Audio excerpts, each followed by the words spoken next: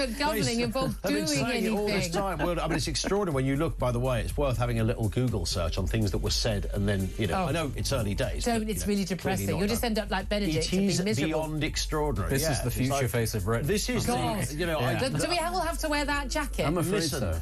The morose underpinnings of Benedict are the reason why we love Benedict, right? Oh, totally, absolutely. Horrific if it was any other way. A face and a jacket only a mother could love. Ian Collins up next. I'm done for the day. Thank you very much for joining us. Ian Collins up next. This is Talk.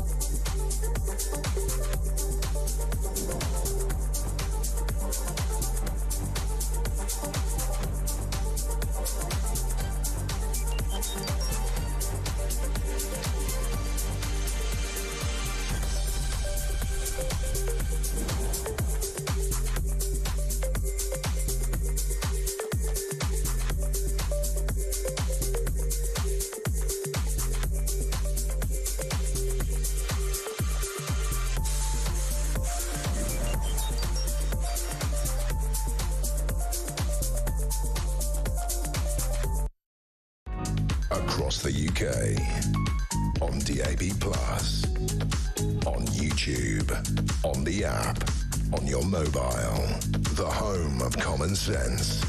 This is Talk.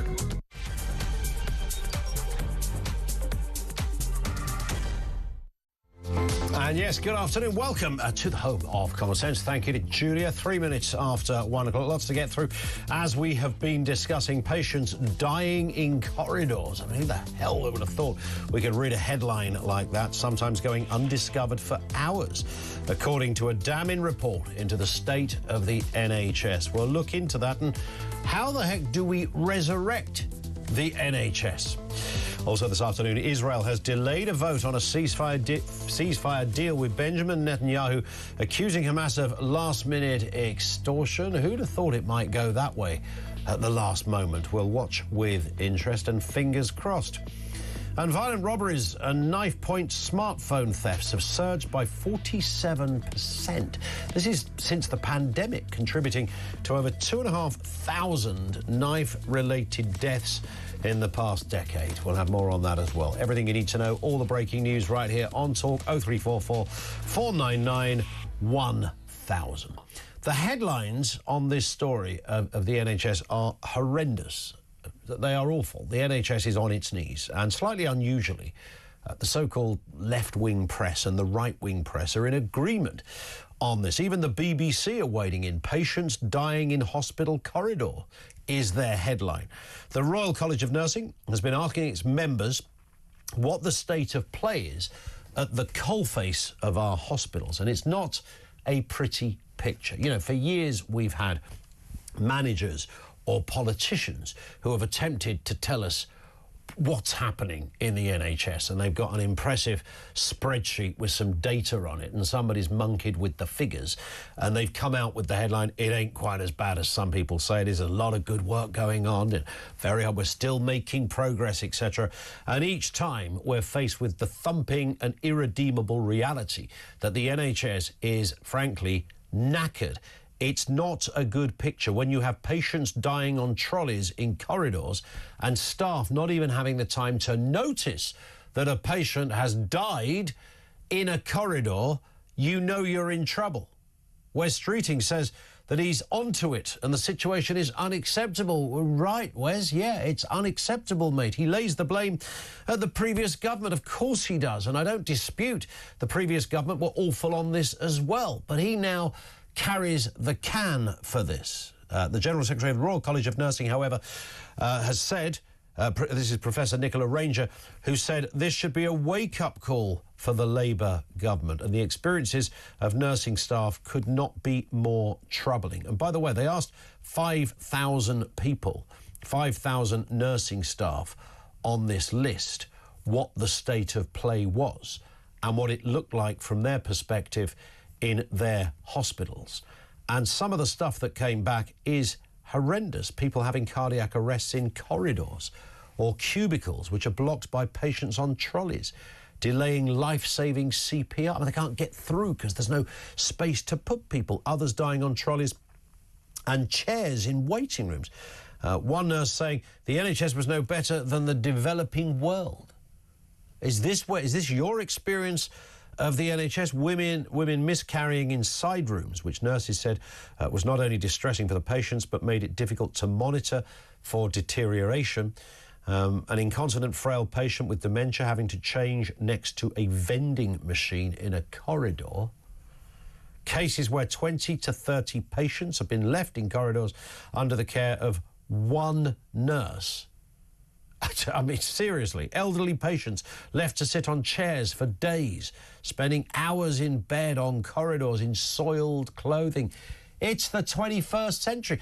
Almost every show we've done in the last few months kind of begins with this qualified, incredulous remark that it's the 21st century. I mean, we're also a quarter of a way through the 21st century. This kind of stuff should not be happening. This kind of stuff is entirely predictable. Yes, of course, we have a growing population and we have a big problem. And the big problem, you could argue, started at various points going back in history. Was it when we started cutting beds? You know, in 1998, there were 299,000 hospital beds. Today, 140,000. We have literally more than halved the amount of beds. But even if you lobbed all those beds back into the system, having the frontline staff, the clinicians, the doctors, the nurses, the consultants, and everybody in between that deals every day, you know, just with one or two patients requires teams of people down the line. It ain't going to happen. So Wes Streeting tomorrow could lob in 100,000 beds. He could buy every machine that goes ping and install them into every single hospital, and it still wouldn't solve the problem. As far as I can see, this ultimately comes down to a lack of staff, right? Is that your experience of the NHS? 0344 499 1000. I'd like to speak with you if you work in this field, if you are a GP, a nurse, a paramedic, if you work in the administration department at a hospital. What the hell is going wrong?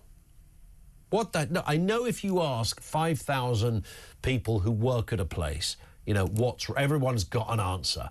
But when it comes to something as serious as our healthcare, I don't dispute for 1 second that those answers come with a great deal of experience and qualification. This is 5,000 nursing staff. This is what they are seeing on a daily basis. Now, I know everyone has a good story about the NHS, and if you nip down to A&E tomorrow at a place that's not particularly city-centred, nipped in, you might wait a couple of hours, they'd sort out your sprained ankle or they'd diagnose something else, you'd go into the room to see the consultant, everything would, things do still happen.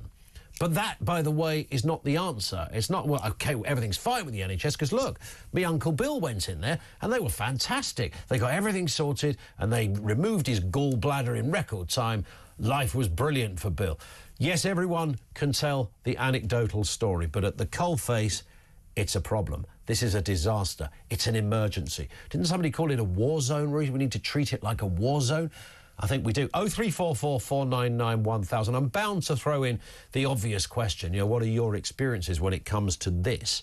And I'm talking about things you get to see when you're in a hospital, whether you're in A&E, whether you're a patient, whether you have somebody who's elderly and stuck in A&E because they can't move them anywhere else. Your own experiences of this. But the wider question is, how do we resurrect the thing? What is the answer?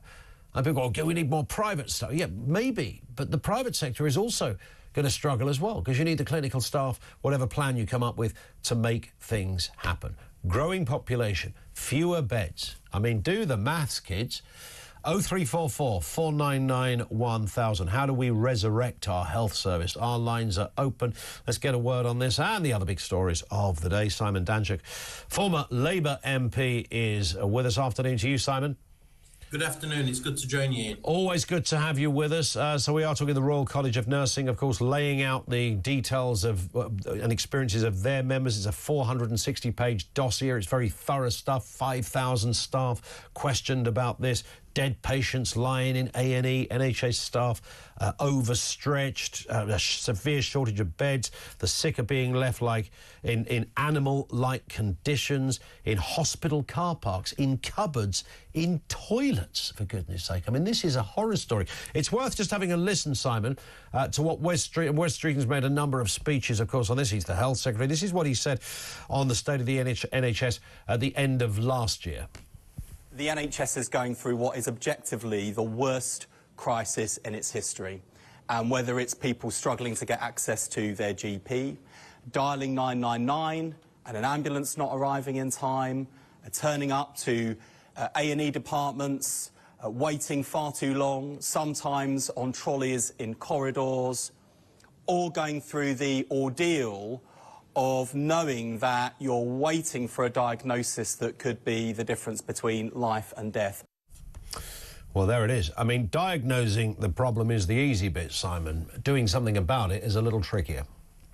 Yeah, absolutely. It needs a radical overhaul, doesn't it? And it's obviously a complex picture, as you outlined in the introduction to this. There's no quick or easy solutions. But what is for sure is that it can't carry on as it is. And I think we need to persuade the public. And politicians of all colours need to play a role in this. The NHS cannot be sustained as it is. You can't just keep throwing money at it. So it's right, it's helpful that the Royal College of Nurses produces this report and shows us how grim it is. I think it's really useful information and data. But if you then say to the Royal College of Nursing, we need to radically shake up the NHS, I suspect they would say, oh, hang on, we don't want radical change, we just want more money. Yes. Well, that isn't a solution to this. Yeah. We have to look at models, whether it's in Canada, Australia, perhaps France, and radically overhaul how we do healthcare in the United Kingdom. And that might involve, well, it should involve more of the private sector. I'm convinced of that. People who pay into the private sector for healthcare perhaps should get incentivised for doing that, to take pressure off the public sector. But it needs a radical overhaul. You can't keep just patching it up or throwing money at it, that's for sure. And the problem, of course, is that even if somebody does come up with a great idea as to, what's addresses the point you correctly make, Simon, about a radical overhaul, this isn't something that's going to happen in the next few months or even the next couple of years. This could take a decade or more to get into place. Yeah, absolutely. And one of the problems in relation to this report is a shortage of beds. So people are being put put in corridors, and it's absolutely awful what's happening to people. I mean, people's lives are being shortened by the fact that they're going into hospital. How perverse is that? But it's a shortage of beds because we have people in hospital who can't then be moved out into social care. Yeah. And the government, Wes Streeting, who I rate as a minister, actually, I think he'll do some good in terms of shaking up the NHS. I don't think he'll do enough. I think he'll be restrained by a more left-wing cabinet and a more left-wing prime minister. But I think he'll generally have a positive impact on it. But he's just devised a social care strategy which doesn't come to fruition for 2 years. He's kicked social care into the long grass, which means we're still going to have people blocking beds in hospitals, creating this problem that we've got now. And this social care issue, which is a key dimension to this issue, is just not being addressed. And that's gone on with previous governments for a number of years now. Yeah, absolutely. Well, we're asking that question. How do we resurrect the NHS? Our lines are open with suggestions on that. Let's move to this story. Big news, of course, yesterday, Simon. Netanyahu and Hamas coming up with some kind of ceasefire agreement. But today, it's looking like there are already some rocks in the road on this. Netanyahu accusing Hamas of backtracking on the ceasefire agreement. It's worth having a little listen to President Biden making his announcement last night when it was believed the terms of the ceasefire had actually been agreed on at that point. Let's have a listen to what the president said. After 8 months of nonstop negotiation, my administration, a ceasefire and a hostage deal has been reached by Israel and Hamas, the elements of which I laid out in great detail in May of this year. This plan was developed and negotiated by my team and will be largely implemented by the incoming administration. There it is. I think the incoming administration, Simon, worth just mentioning, had quite a lot to do with this as well. But I don't imagine Biden is going to be shouting that anytime soon. Nonetheless, I mean, look, these things are never straightforward. Even the form that it's taken under Biden's plan is not straightforward, but already there are rumblings that Hamas are not playing ball, and Netanyahu is suggesting that they are backtracking on their agreement.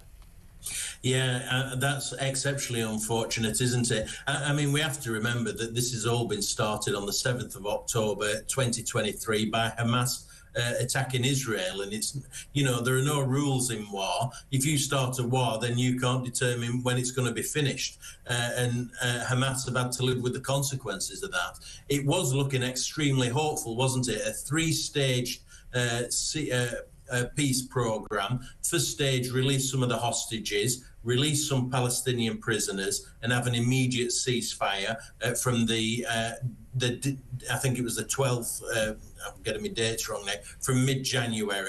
That looked really positive. Then a second stage where more hostages were released, people going back into Gaza, and then a final third stage where you could start rebuilding Gaza. But it's a shame it's a real shame that that's falling apart now. On the bigger issue that you make in relation to who's responsible for making this peace happen, I do find it a bit unsavoury whether it's Biden or Trump fighting over the glory around who's made it happen. Yeah. I mean, the truth is a number of players have played a part in this. Undoubtedly, Trump's elections played a part because people see him as somebody who wants peace and is very unpredictable. So Netanyahu and Hamas were worried what Trump might do when he gets into power in just a few days. Yeah, it's going to be interesting. Yeah, it was the comments that he made about unleashing hell if they didn't sort it that many took very, very seriously as to, the direction of travel that could have been maybe the accelerating factor behind this. And, Biden's team, of course, they're the current administration. They're meant to sort this kind of stuff out. It wasn't like a sort of an added extra that Biden did, or just before I go, I'm going to solve an international war zone issue. That's part and parcel of what he's meant to do. So you're right. The idea of showboating about, no, I did more than you, I did, we don't want to see that. I want to see hostages released. I want there to be peace. I don't want to see children blown up on any side of this. Yeah, absolutely. And let's hope they get it over the line. I mean, Qatar have played a significant role. Whatever we think of this Middle Eastern country, they've played a key role in persuading Hamas to sign up to this. Hopefully they'll get it over the line and we will see some peace. Many thousands of people have been killed as a consequence of Hamas's initial actions on the 7th of October 2023. Indeed. Simon, stay with us. Simon Danchik, the former Labour MP, is with us. We're chewing the fat on the big stories of the day. Comments, anything we talk about, we'll welcome your comments along the way as well. 0344 499 1000. You can message 87222. If you want to leave a voice note, that's often the quickest way to bypass the queues and get your points across. 87222 is how you do that. We'll talk more on Yvette Cooper and the announcement of localised inquiries into grooming gangs. She's also in the news talking about knife crime as well, because that picture is pretty bleak. We'll discuss that. What the heck is going on over there at BP? And the man who wins a court battle over a parking ticket. Wow, that doesn't happen very often. Details to come. This is Talk.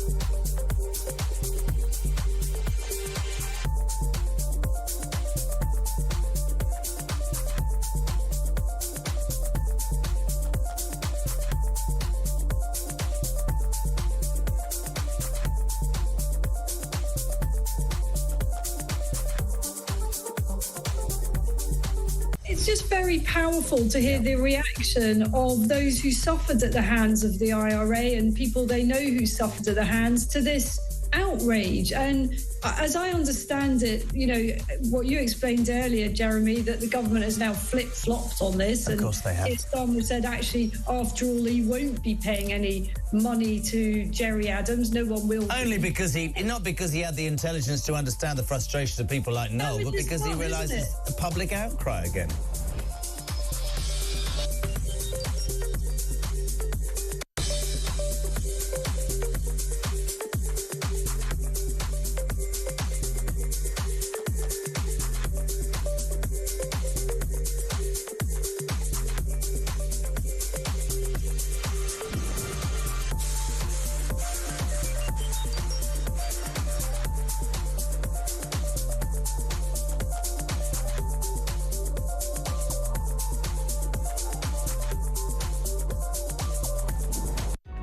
Across the UK, on DAB+, on YouTube, on the app, on your mobile, the home of common sense. This is Talk.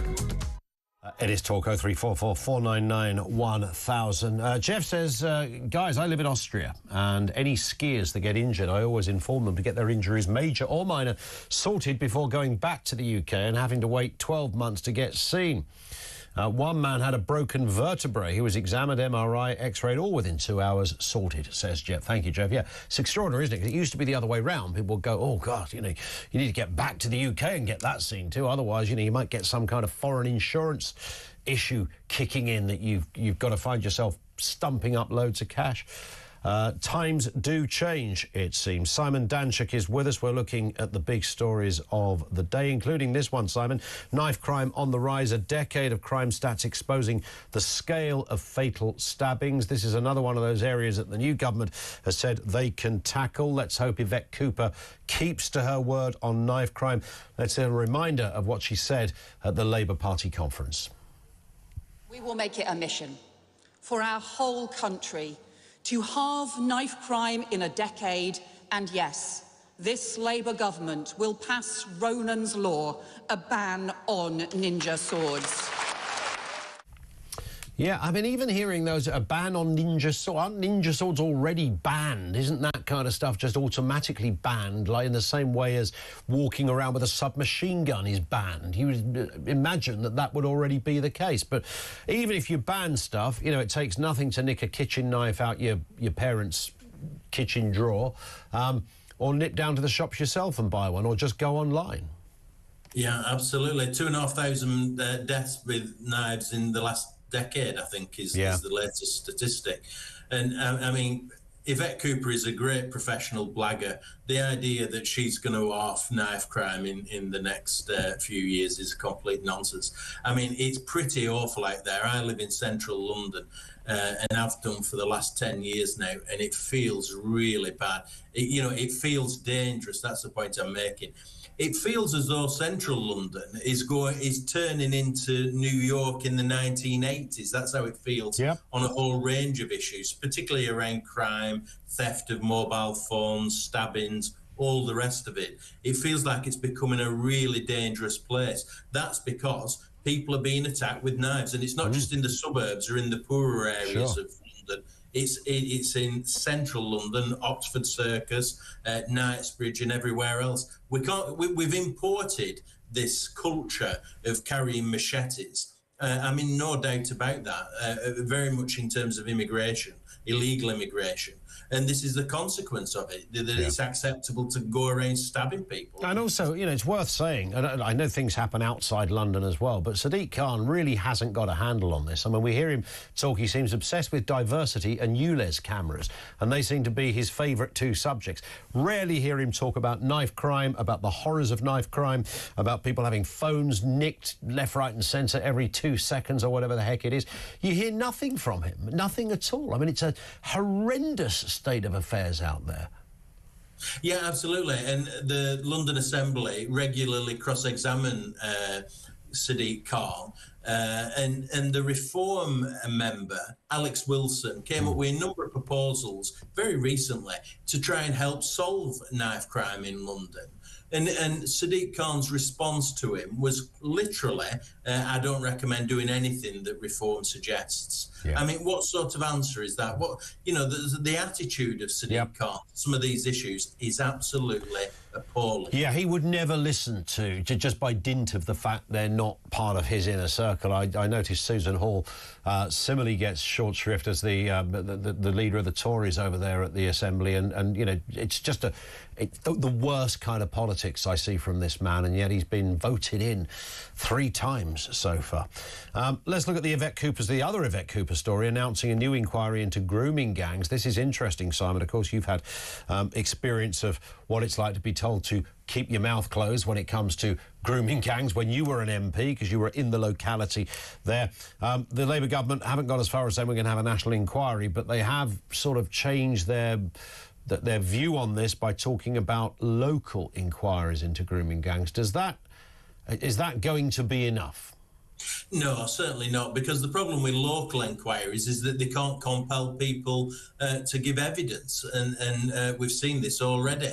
To Greater Manchester, Andy Burnham tried organising a relatively local inquiry across the region, and 2 of his commissioners who were investigating it resigned just a few months ago because Greater Manchester Police wouldn't provide them with the evidence that they were requesting. Yeah. So the solution clearly isn't for localised inquiries. I think Yvette Cooper's making a statement at 2 o'clock today, isn't she? And we'll hear more as to what that looks like. But it sounds wholly inadequate. At some stage, there will be a national inquiry into this, whether it's under this Labour government or another one, because it's a national scandal, the biggest criminal justice scandal this country has had in many, many years. Yeah, absolutely right. I was about to say let's finish on a lighter note, but it's not that light if you're one of the people that have been affected with a rogue parking ticket, or one of those companies that have just thrown a fine at you for the most minor indiscretion. But this is an interesting one. This is the motorist who's won a court case against a parking company. They're called XL Parking. He was fined £268. because the fee goes up, of course, if you don't pay it the first time, and it amounted to about 268. Because of he paid the ticket, but it was a 24-minute delay in paying the ticket, which was £1.20. And essentially what he'd done, he parked, realised he was parked in, he got into the car park. I assume there's a camera there that clocked his number plate when he went in, parked his car, realised the space he was in was one of the smaller spaces, so he then went to a bigger space, then realised he needed to download the app in order to pay for that. That takes a bit of rigmarole. You've got passwords coming in, verifications, emails coming back and forth. The whole thing took him 24 minutes. The parking company said, that's unacceptable. You're going to get fined, even though you've paid. Took it to the correct place to appeal it, and he won. He won the case. They've overturned it. XL Parking is now reviewing the case and considering its next steps, but it stands by the fine being correctly issued. This goes on every minute of the day, Simon. Yeah, absolutely. All credit to this guy. We have an honours system. I think this guy, for taking it to court and winning it, deserves some sort of CBE or OBE or something like that. Yeah. It's the biggest nightmare, isn't it? You turn up to park up and then you get to the machine and you've got to go through some hellish process to even just pay by phone or pay by an app or something like that. It took him 24 minutes. He actually bought a ticket for 2 hours and didn't use all of it. So he certainly paid for the time. Yeah, he paid for the time. He overpaid for the time. Absolutely. I mean, XL Parking are an absolute disgrace. The judge threw it out quite rightly. But very few of us actually go that far, do we? We just end up paying it so we don't have to pay some more. The amount of money is outrageous. I did the classic over Christmas, that if you've got one of those parking apps and you've got more than one car registered on the app, and of course you forget to change the car. So I paid the ticket, thought I had. In fact, it cost me a tenner because I had to pay for the remainder of the day. It was New Year's Eve. I thought, well, I'm leaving my car there, so I'll pay for the full whack. And of course, I get a ticket, and I think, do I then appeal that? Do I go through the and I didn't, so I ended up paying it. It was a local ticket, so it was like 20 quid, but it's still 20 quid, and plus the 10 quid I paid for the ticket. Yeah, no, and these are the issues that really gripe people, actually. You know, any government, whether it's Labour, Conservative, whatever it is, do well to regulate these scams, because that's what they often are, particularly in terms of parking. We should be much stronger on these issues, but all credit to the guy in Sheffield who won his case. It puts a smile on my face. Glad to hear it. Simon, nothing wrong with that. Thank you. Simon Danczyk, former Labour MP, voice of common sense, with us here on the programme. Responses to anything you heard there, certainly on the parking stories. You've been nabbed in that. Because I've had that thing of, I think it was in Cornwall, where you had to download the app and there was a really naff signal. I mean, the idea that you'd have parking by phone in areas where there is a known bad signal is pretty ropey in itself. But when it comes to, and you might just get away with it by sticking your hand in the air and a coat hanger up your armpit and hoping you can get a signal standing on the roof of your car at the same time.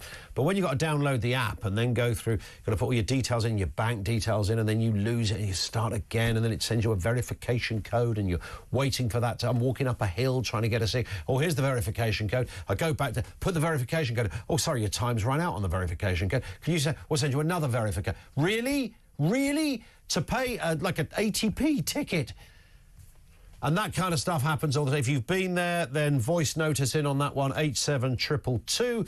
Comments as well on the big story of the day, how do we resurrect the NHS? Yvette Cooper's announcement into grooming gangs, an inquiry but at local level, doesn't really have the teeth or the joined-up thinking of a national inquiry. And knife crime, as that, Norman Brennan joins us a little later to discuss that too. We'll continue on the NHS as well. If you work in if you're in the health profession, in whatever capacity, I want to hear from you as well. 0344 499 1000.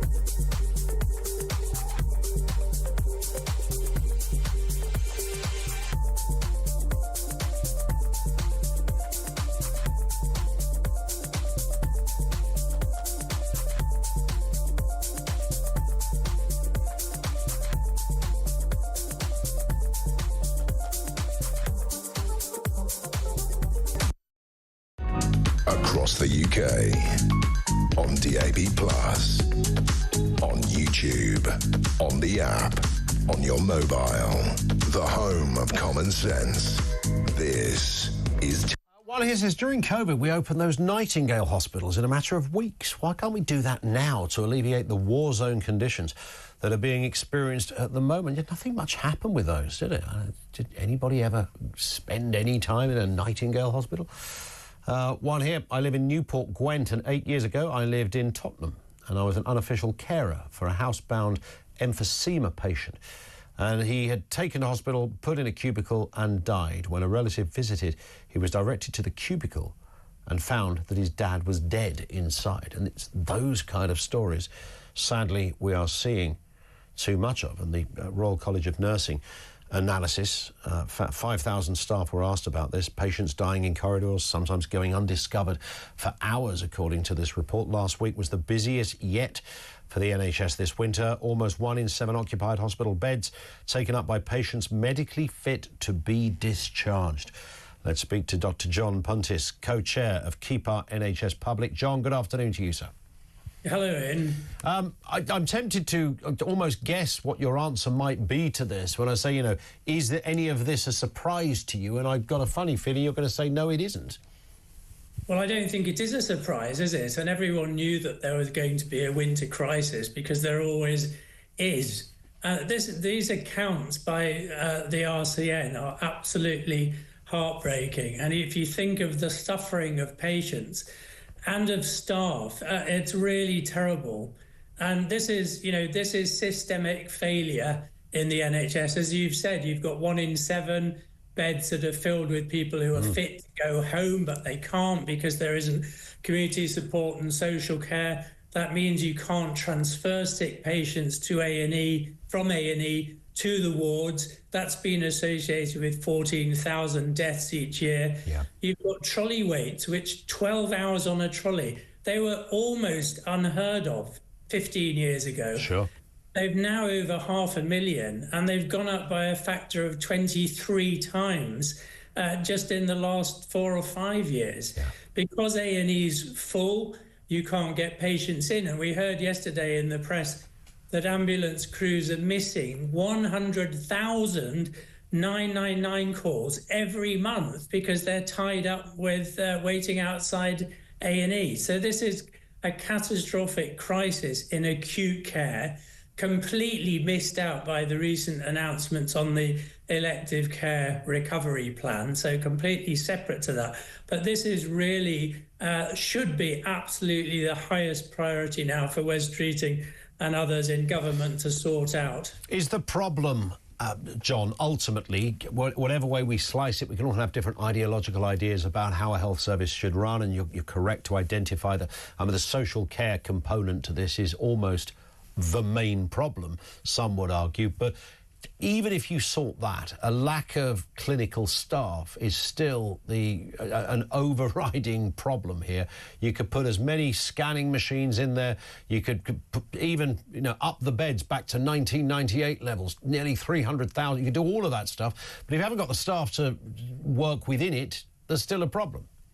Yeah, completely agree. So we have 107,000 staffing vacancies at the moment. I think 32,000 nurse vacancies, and that absolutely has to be addressed. We also don't have the room and the facilities, as we've heard from this report. And these were all things that were highlighted in the Darzi report, where he made some very useful and important observations. One is that there's been very little capital funding coming through. There's now a 14 billion maintenance deficit. We don't have the space to be able to deal with patients properly, as well as not having the staff. He also pointed out that if you think changing to some kind of different system was what was needed, pointing out that they were going to be more expensive, so you'd still end up spending more money. And he said, we can't afford not to invest in the NHS because of the impact it has on the population and the impact it has on the economy. All very important points.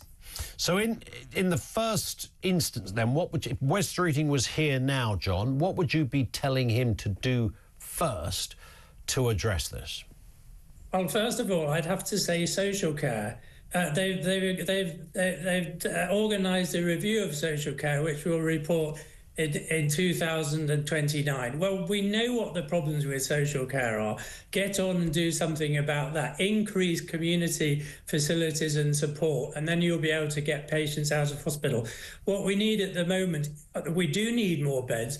More staff is absolutely critical, so we should be looking at how we get staff to stay and not leave, as well as recruiting more staff by making the jobs attractive. This means bringing back things like nursing bursaries, of course. And these are really important things to be done urgently.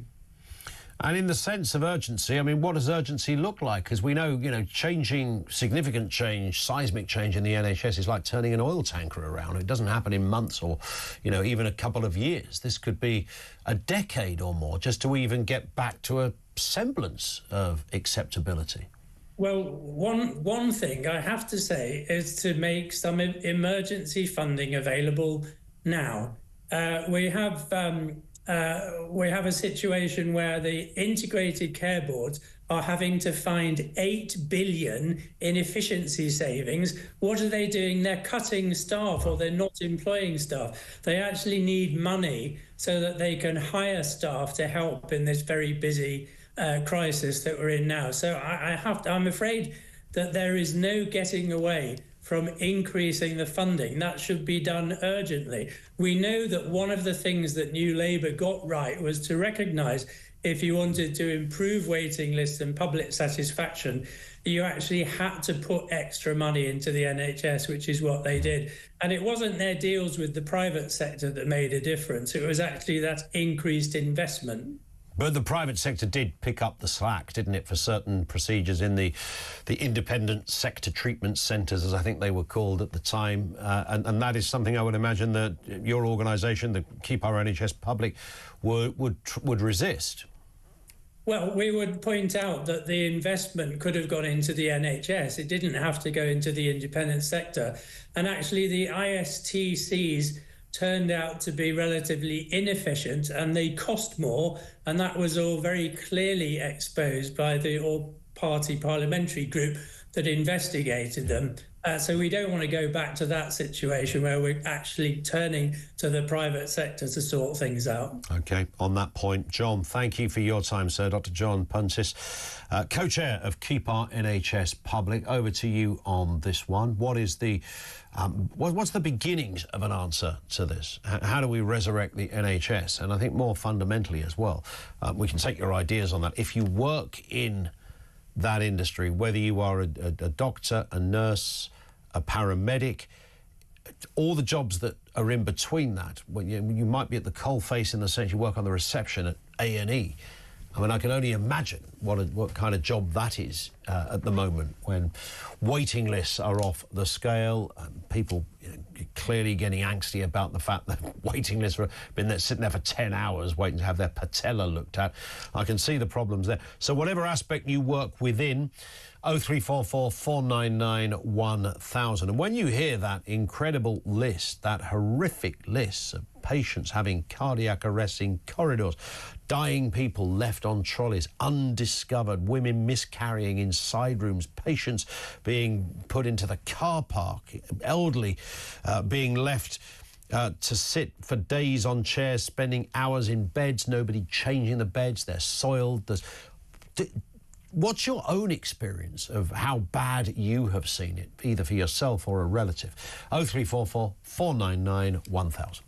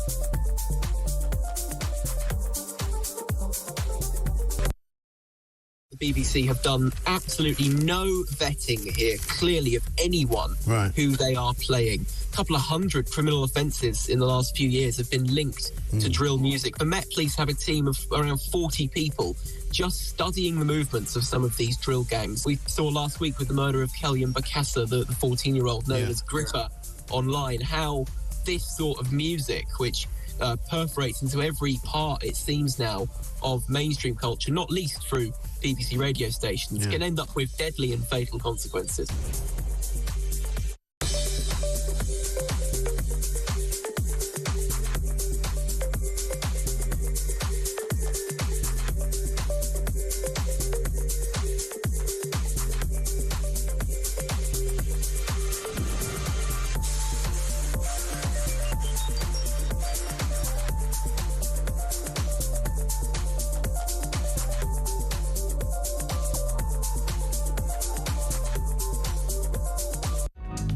across the UK.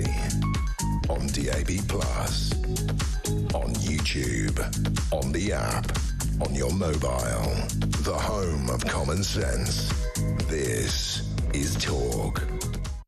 It is. So we've got so much going on here as well. Everything from the NHS. We'll come back to that in a moment. We're talking about iffy parking tickets and moody parking companies that will nab you and try and trouser your cash because you made a mistake for about 3 seconds. On that point, by the way, let's get a voice note from Judy. I'm still in the process of fighting the fine that I've been given. I went to Castleford to do some shopping, parked up, bought my ticket and thought nothing else about it. A week later, they said I hadn't paid. Well, I know I had, because I'd even still got the parking ticket. And when it comes out, I'd put a wrong letter. You know, when you have to put your registration in. I wrote back and told them and I still had the parking ticket. So I took a picture of it, sent it back to them thinking, common sense would prevail. They can see that I did actually buy a ticket. I've just a wrong letter in. Oh, no. They want £380 off me now. That's just criminal, right? 380 nicker?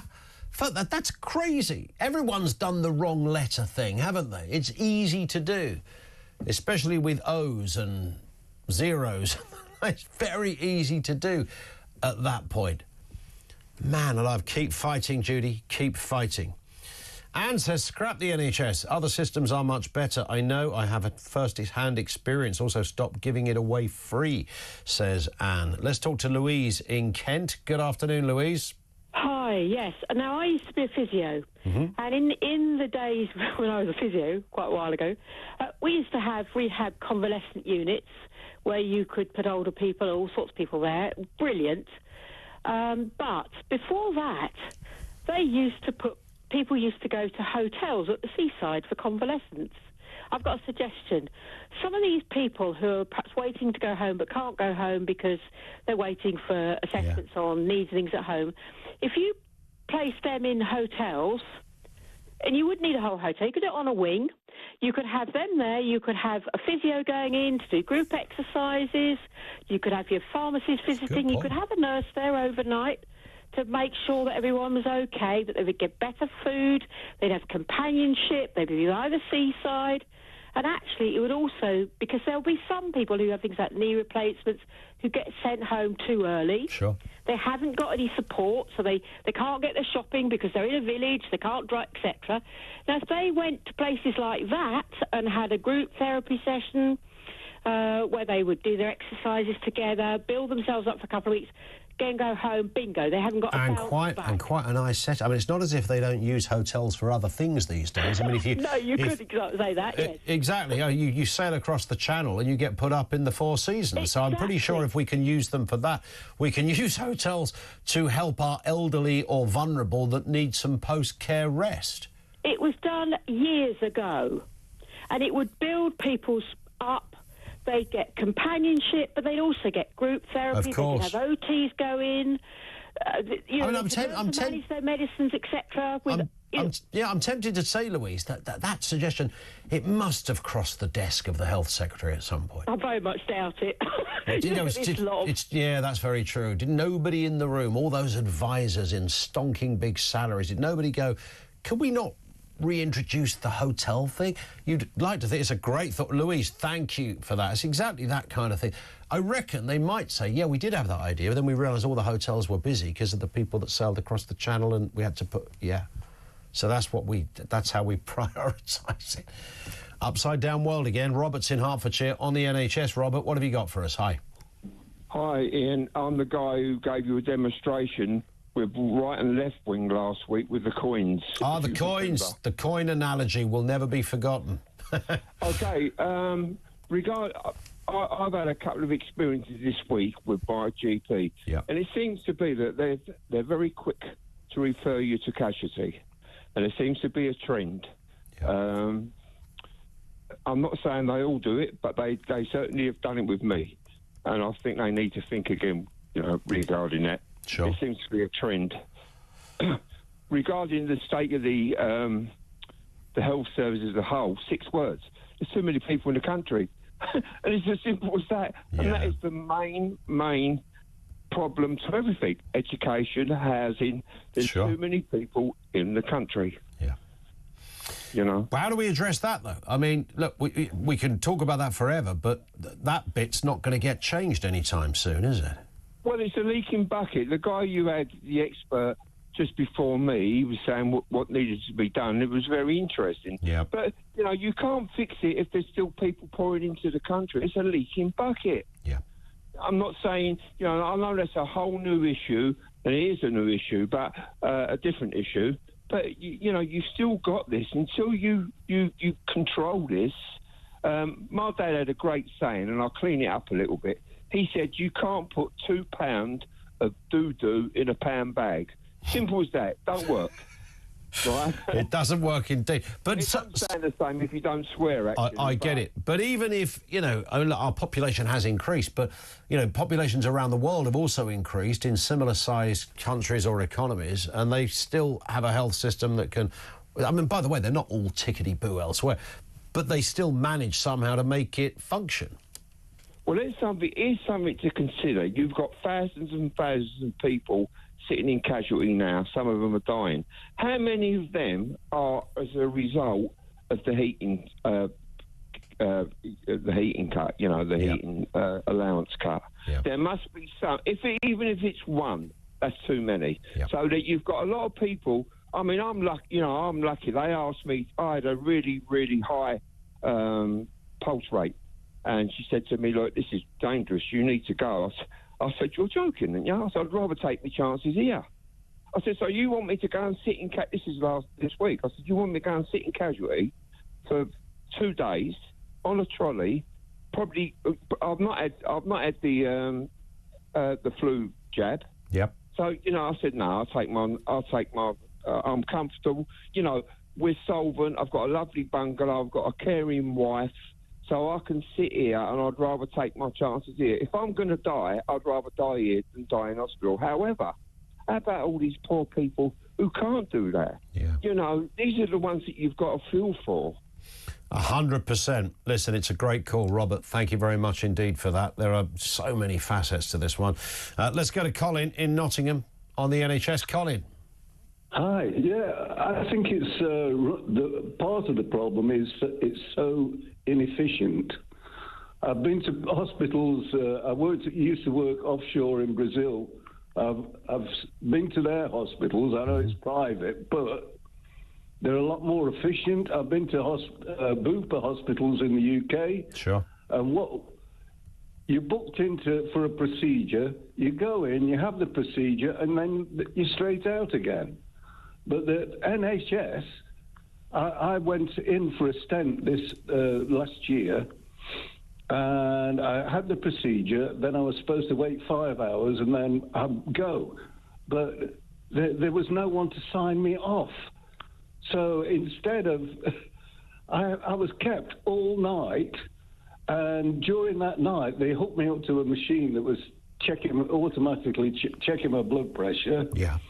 And... they kept waking me up every 4 hours to manually take my blood pressure. It's nice when they do that, isn't it? Yeah, I was waiting all the next day. I mean, my blood pressure was going bloody high because I couldn't get out of the place. I bet it was. And I've talked to other people the same thing. My brother, he had a problem with the circulation in his foot. And so they took him into hospital. Yeah. They kept him there a week without doing anything, instead of giving him painkillers and sending him home. And the next thing, he gets pneumonia, and the next thing, he dies through it. Oh, my goodness. Yeah.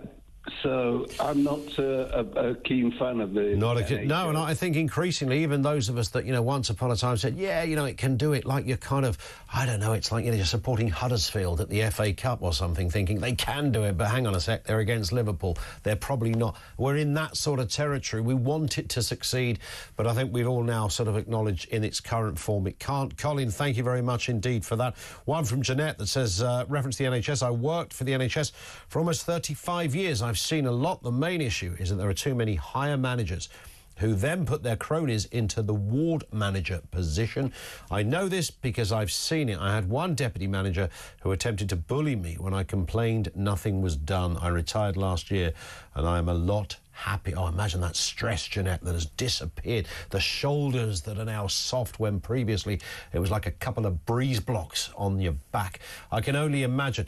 Yeah, managers, diversity manager, all of that kind of old nonsense. You just don't need that at the moment. It's just a crazy idea. I'm wondering whether, I should mention, by the way, Kemi Badenoch, for those who are watching on our YouTube feed, you will notice the Conservative Party leader is giving her first major speech of 2025, possibly her first major speech. Maybe she will cover some of this. She's talking about broken Britain. We'll give you the details and the headlines as to anything that comes from that. That's Kemi Badenoch speaking at the moment in central London. We're also expecting to hear from the Home Secretary, Yvette Cooper, in the next hour as well, which we believe to be the official announcement. We've already had the headlines that there will be localised grooming gang inquiries. And, of course, the trouble with localised inquiries, they essentially lack the teeth and the kind of legal imperative that is required for most people who want to see a thorough, robust and authentic inquiry. So it might, highlight a few things, but if you're not compelled to appear there, some of those iffy counsellors and characters involved who ignored these stories in the first place, if they don't fancy going, they won't have to go. We'll have more on that as well. Everything you need to know and all the breaking news, 0344 499 1000. We will have the Voice of Doom in the next session. It's day 7. It's the biggest rollover we've ever had. Find out more. 0344 499 1000. You can voice note us or call us on that. Let's get the news at 2.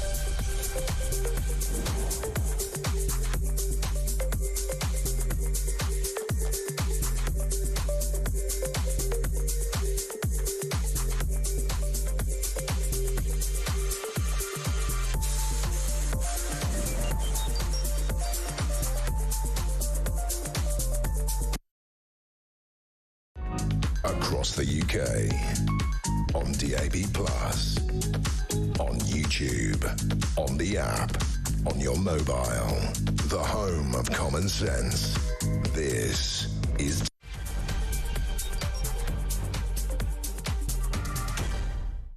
Yeah, good afternoon. 3 minutes after 2 o'clock. Welcome back to the show. Busy one this afternoon. We are talking the NHS. That story from the Royal College of Nursing. Horrific stories from the nursing staff. Those at the coalface. Patients dying in corridors, sometimes going undiscovered for hours, according to this damning report. We're bound to ask, I mean, stating the obvious, really, how do we restructure the NHS? Do you work within it in whatever capacity? And what have been your horrific experiences in this respect? We'll have more on that in a few moments. So we're going to chat to Theo Usherwood as well. Also, Home Secretary Yvette Cooper expected to announce a plan to implement new local inquiries into grooming gangs following weeks of calls for a new national investigation. So there is a difference here. Local and national. It's not just a case of the geography. They will have different powers, and some will correctly argue that local inquiries have no real powers at all, which exactly what got us here in the first place. And MPs have voted for a new one-month cap on advanced rent payments in England as the Renters' Rights Bill edges closer to becoming law. Now, Paul Champlina, who regularly helps us out with these kind of things, he's the founder of Landlord Action. He's going to join us live in the studio. If you're a landlord or a tenant, you have a question about property and where we're at, I don't mean how much is my house worth. I'm talking about the state of play in the market and what is going on. Paul is all ears. He's very astute on this stuff. He joins us in about half an hour. Looking forward to that. Everything you need to know, all the breaking news right here on Talk. 0344 499 1000. If you want to send us a voice note to bypass the queues, you can do that on 0344 499 1000. Like you'd voice note your mate, voice note us. You can call us on that number or you can send a message to 87222. On the NHS, Sarah says, when I trained as a nurse 35 years ago, there were hospitals specifically for elderly care patients and those with mental health problems. Care in the community doesn't work because all we now have is acute hospital beds full of patients. It's outrageous what is happening. 1 in 4 nurses from overseas where we can't train our own up. Go back to nurse training on the wards and not universities. I've said this before, and I think Sarah would echo this. My auntie was a nurse all of her life. She got a job in the hospital. She went to the hospital and said, have you got any jobs I want to be a nurse. It's literally what happened. It was back in the day, fair enough. They said, yeah, we've got some vacancies. We can train you up. And, she filled out the relative forms, had an interview, got through all of that, became a nurse, did it for, much like our last contributor, Sarah, did it for 35 years. Let's get a word on the big stories of the day, and there are plenty of them. The list seems to be growing by the moment. Theo Usherwood, the political commentator, is back with us. Afternoon to you, Theo. A very good afternoon to you, Ian. Great to be with you. And nice to have you with us. Before we get on to other issues, Kemi Badenoch delivering her first big speech of 2025. I was trying to think, is this her first big speech since becoming leader? I think it is. I was thinking exactly the same thought, Ian. It is actually her first major speech since becoming leader of the Conservative Party. I think what's particularly interesting about it is that, the background to this is she's under pressure from her own party members to actually outline some policies, and she's resisted calls so far. And we're not expecting any policies to be announced in this speech, saying that she just wants to concentrate on telling the hard truths to the British public about the state that we find ourselves in today.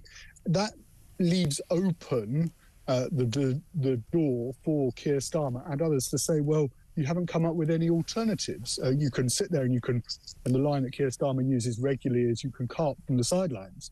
But you need to come up with some alternatives as to what decisions you would take. And it was part of Keir Starmer's refrain yesterday at PMQs, and it's been part of his refrain at PMQs previously, is that Kemi Badenoch can say that she doesn't like the increase in national insurance contribution. She can say she's opposed to removing half the exemption for inheritance tax for farmers, but she then needs to come up with an alternative, or the winter fuel allowance for that matter, but she then needs to come up with an alternative as to where she would find the money. And that's problematic for Kemi Badenoch, but of course she is in opposition and she wants to put up put up a fight to Keir Starmer, but without actually detailing what she would do if she were Prime Minister. She does leave herself open to the charge that she's simply criticising and commentating from the sidelines without actually coming up with a plan for government. Some, of course, would say, well, that's kind of part of the deal, unfortunately, of being the leader of the opposition rather than in government. Let's just dip in for a second, Theo, and let's get a sense of the tone of the Conservative leader as she makes that first big speech. What is going to generate wealth for our country.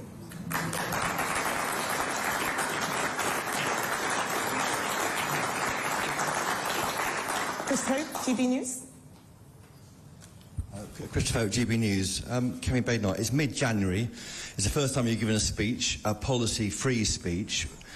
The polls have reform ahead of you in the polls. You're going backwards, according to YouGov for this week.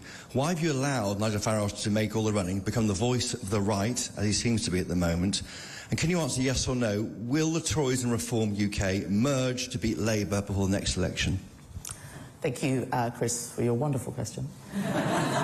So first of all, I will start by saying that Nigel Farage says he wants to destroy the Conservative Party. Why on earth would we merge with that? First of all.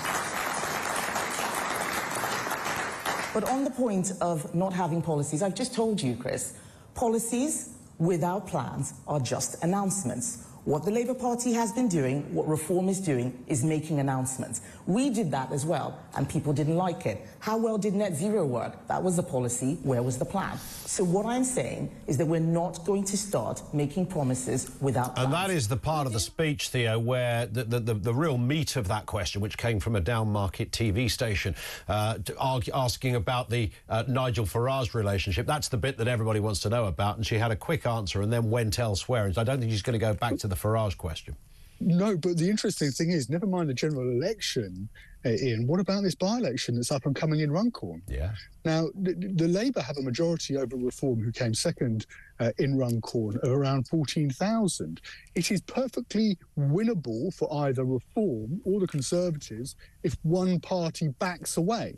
But if they continue to go into that election, both the Conservatives and Reform, fighting toe-to-toe on the doorstep and canvassing on the doorstep, it's very likely they'll split the right of centre vote again, and Labour will retain that seat. Yep. So in the short term, there is a real challenge here or real opportunity, I should say, depending on whether you're a glass half full or glass half empty person, whether Reform says, actually, can we do a deal in the short term, just on this by-election? We could win it for Nigel Farage's party. Nigel Farage can win it. But, of course, that would give the Conservatives that would knock the wind out of Kemi Badenoch's sails. Reform would get their 6th MP, more momentum, and we would end up and you would look at it and think, actually, Kemi Badenoch, from Conservative strategist point of view, would far rather that Labour won that seat, retain that seat over Reform, because then at least it would take the wind out of the sails of the Nigel Farage's party. Yeah. The worst case scenario for Kemi Badenoch is if Nigel Farage wins that seat. So there's no at the moment, there's no incentive for her to do a deal, but I think it would be perfectly winnable. And the majority is such, it's 14,000, where you could actually see it happening. And it's such a chunky majority that actually it would be a real boon for Farage to overturn that majority and win that seat for his party. But there's no incentive for Kemi Badenoch, at the moment at least, to give way. I thought one of the other interesting aspects of this speech, I don't know whether she's come to it yet, we're sort of dipping in and out, but of course we do get a little preamble as to what the areas are that they are likely to discuss. She's going to criticise her own party over the handling of Brexit. Admitting that past mistakes and call for plans of aligning with public trust and the like. Now, it's going to be interesting, the Brexit one. I've heard a lot of people today saying, are the Conservative Party going to suddenly become more cosy with the EU than the Labour Party? Are they going to take that fairly high-risk strategy, but will they go that way around trying to win favour or mark themselves out as a different party? I think the problem for the Conservative Party when it comes to Brexit is that actually, if you look at the theory of Brexit, it's quite a good idea. we turn our face towards much larger markets, whether they be America or the BRICS economies, and we say we want to export to you, and we're willing to do deals that will allow you to sell your products into the UK or into Great Britain, I should say, because of Northern Ireland is not part of this arrangement, with much greater ease and alacrity. The problem, of course, is that to jump through those hoops, you have to make a number of changes to your own. We'd have to make a number of changes to our own internal standards. So, particularly, let's say if we wanted to do a deal with a trade deal with the US, for the likes of Mike Pompeo, who was Secretary of State when Donald Trump was first in office, he was absolutely adamant that American food companies should be able to export into the British market. Yeah. But that would have a huge impact on British farmers and, of course, food standards in this country, because the Americans have much lower food standards compared to our own food standards here in Britain. And there wasn't an honesty about actually the internal changes that we would have to make in order to make those trade deals with the likes of America work. And actually, when you look at what large businesses, and I'm talking about corporate businesses which trade between jurisdictions, mainly with the European Union, on a hourly, daily basis, and we're talking about just-in-time supply chains, particularly around the car industry, the sense or the jump that would have to be made to give all of that up to then go and face towards America was simply too great. And that's why Brexit ended up hurting us, because we weren't able to make that leap to face towards America and economies outside of the European Union. And it's interesting to hear Kemi Baden not talk about Brexit in this way, because it does give the sense that actually, whilst we've seen a lot of the language from the Conservative right point towards, reform and the concerns about reform, the reality of what's being promised by reform is not. There's a feeling within, that actually it's not going to materialise in a way that would make the British people better off. There it is. It's going to be interesting, isn't it? Imagine the Brexit debate coming back every flipping day that you're on air. Goodness me. We only had, 9 years of it. Let's talk about Yvette Cooper announcing these new local inquiries into grooming gangs. I mean, this is kind of interesting. Clearly, Labour sat down and went, look, we've got to do something. There's clearly public feeling about this. They had ruled out a national inquiry.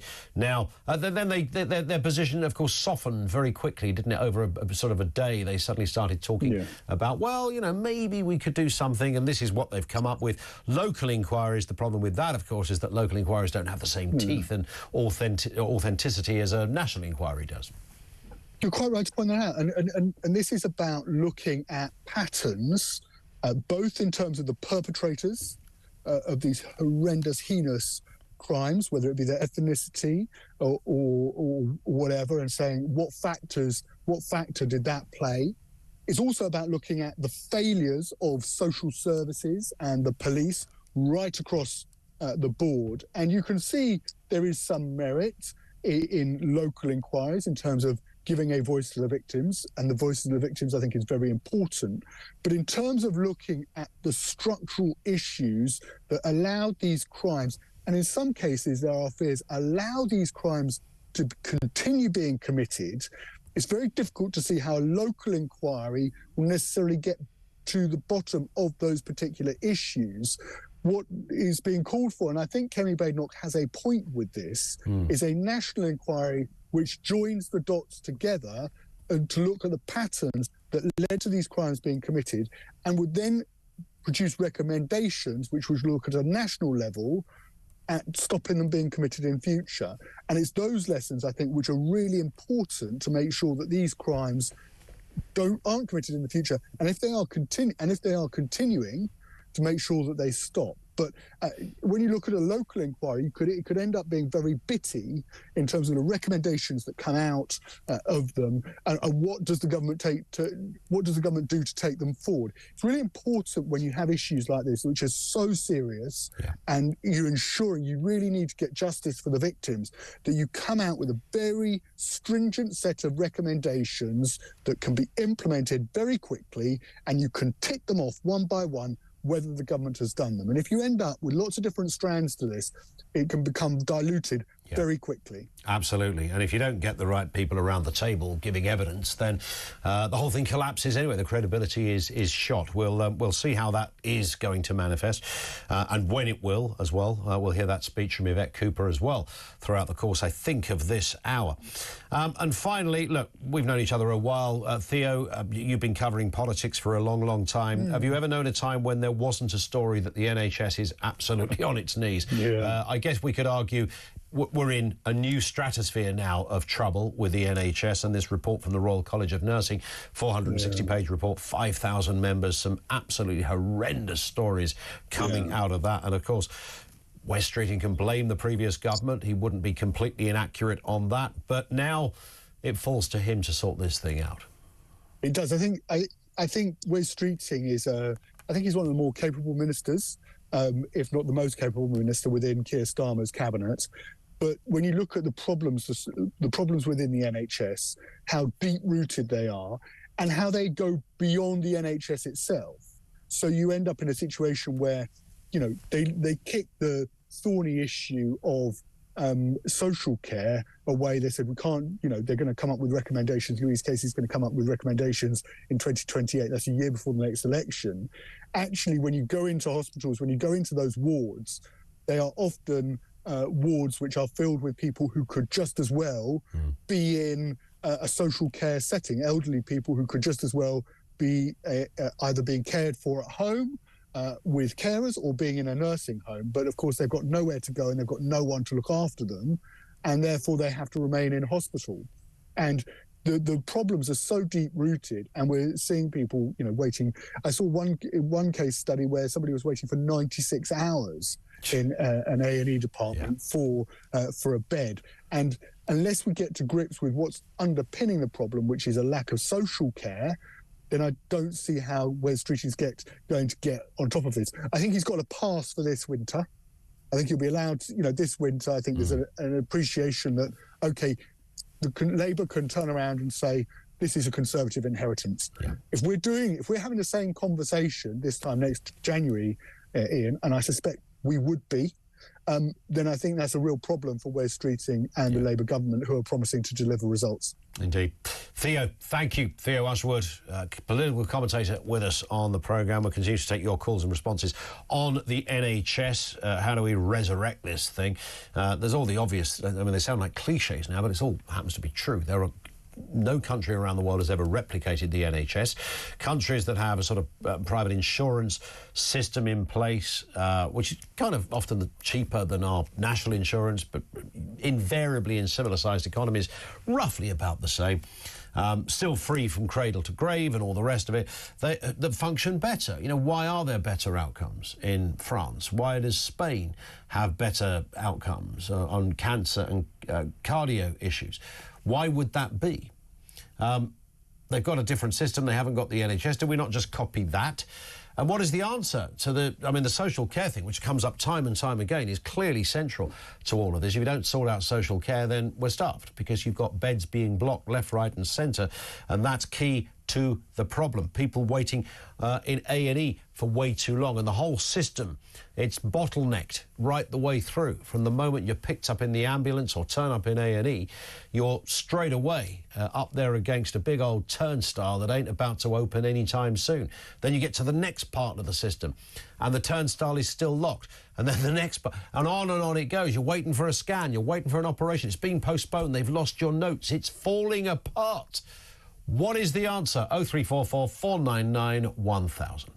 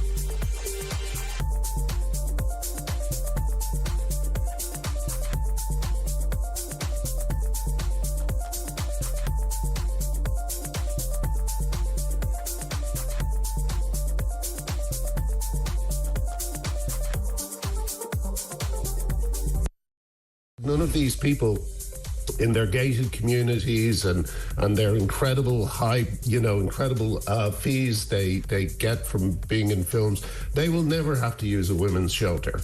They will never have to use a rape crisis centre. And when rape crisis groups, for instance, have a man there saying he's a woman, that is incredibly significant. But it's amazing, isn't it, how often you get, the great and the good. They're so concerned about Me Too, but not so concerned about, an actress getting her bum slapped.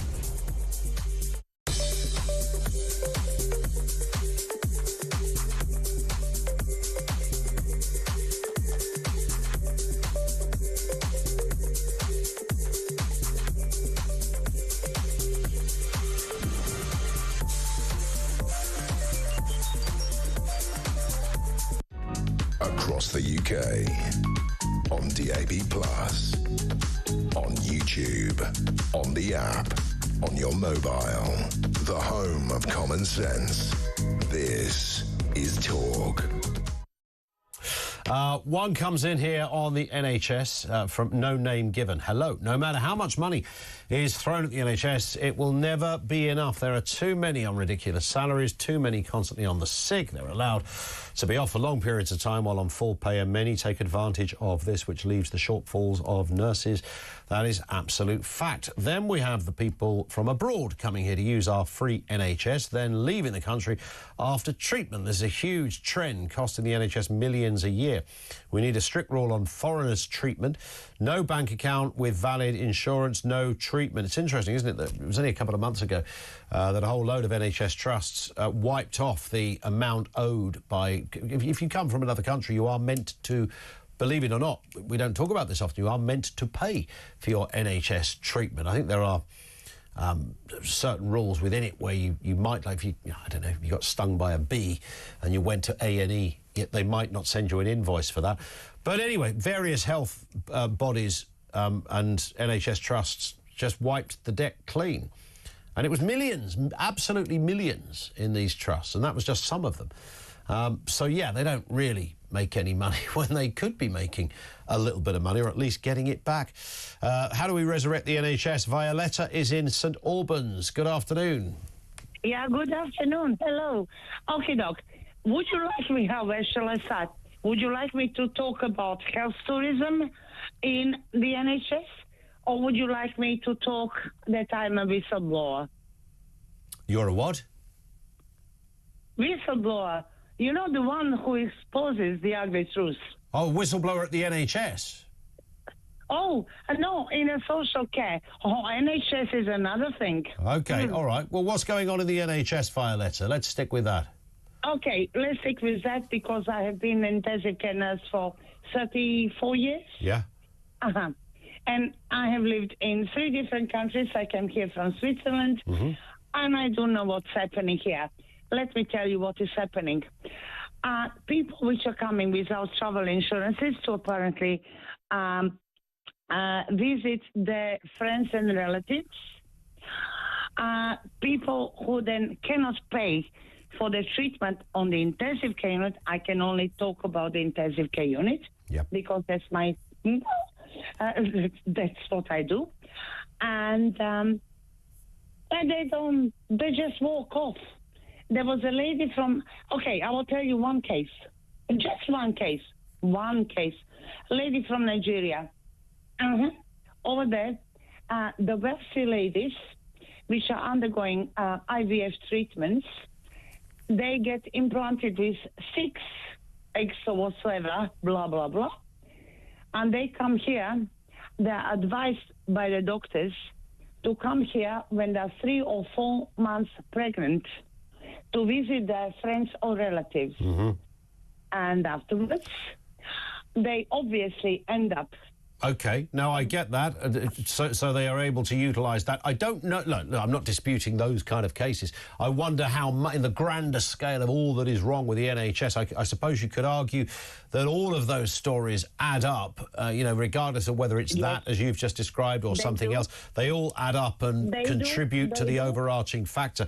It seems to me, and listen, Violetta, thank you for your call. It seems to me that there is a more of an overarching problem with our health service, whatever we say about wastage or diversity managers, or as a previous texter pointed out, people swinging the lead in terms of days off, etc. You can look at all of that, but fundamentally it's the functionality or the lack of functionality or efficient functionality of the system that appears to be the problem. And I think most people would certainly echo that. We're going to get... It hasn't come up on the screen yet, Adam, so you'll have to tell me. Voice note from Stephen on this issue.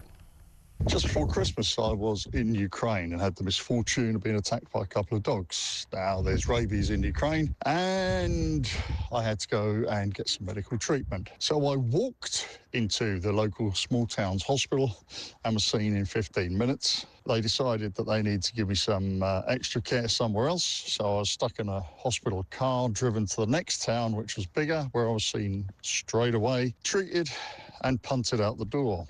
They're at war, and they're still able to afford me that level of care. Wow.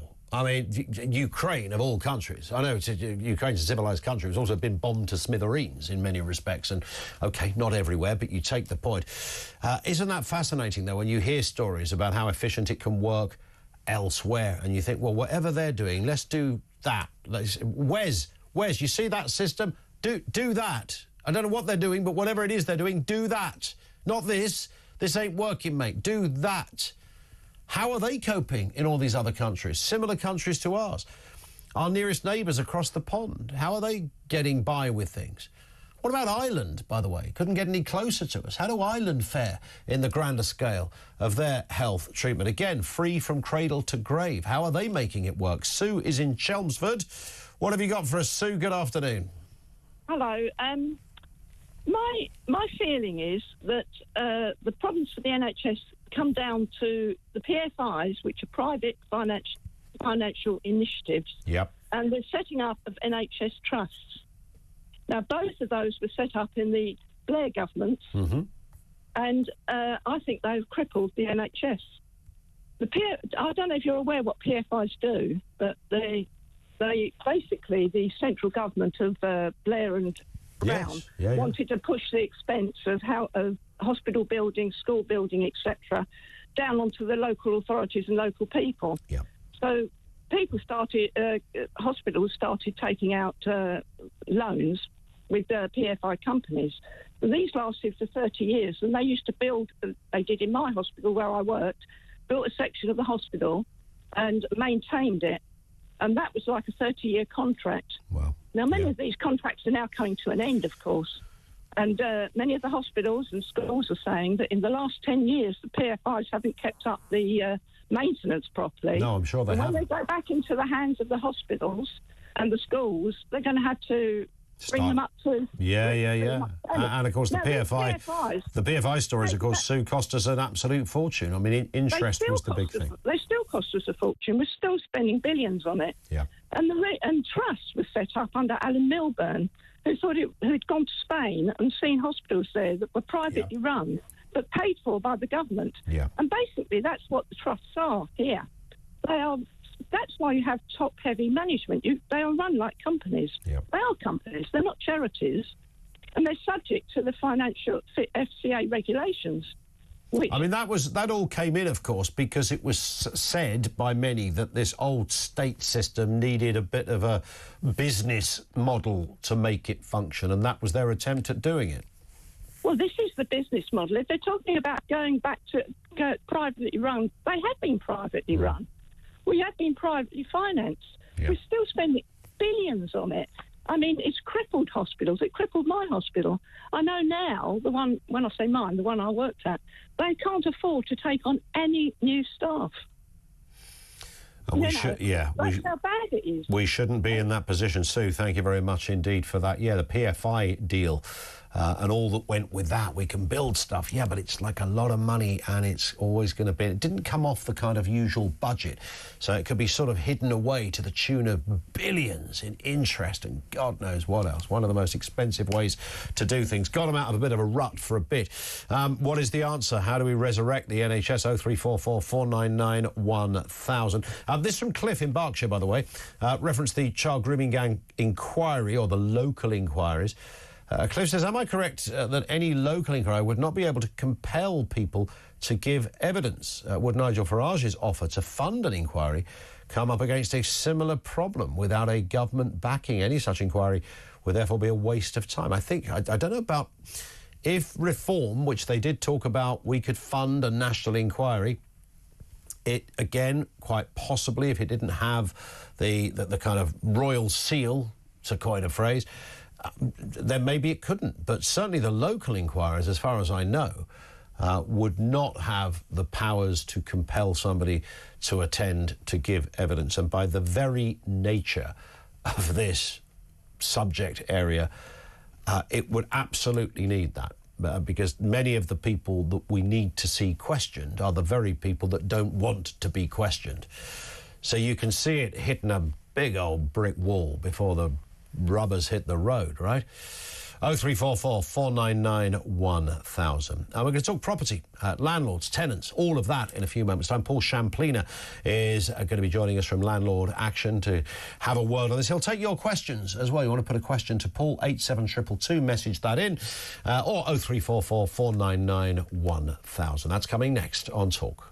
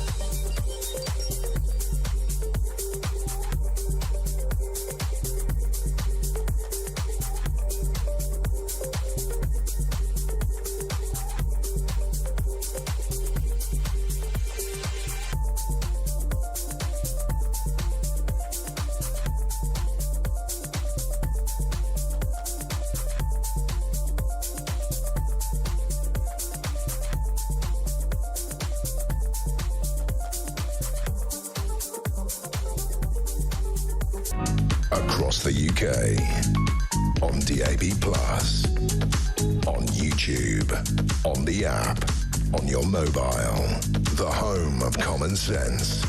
This is Talk.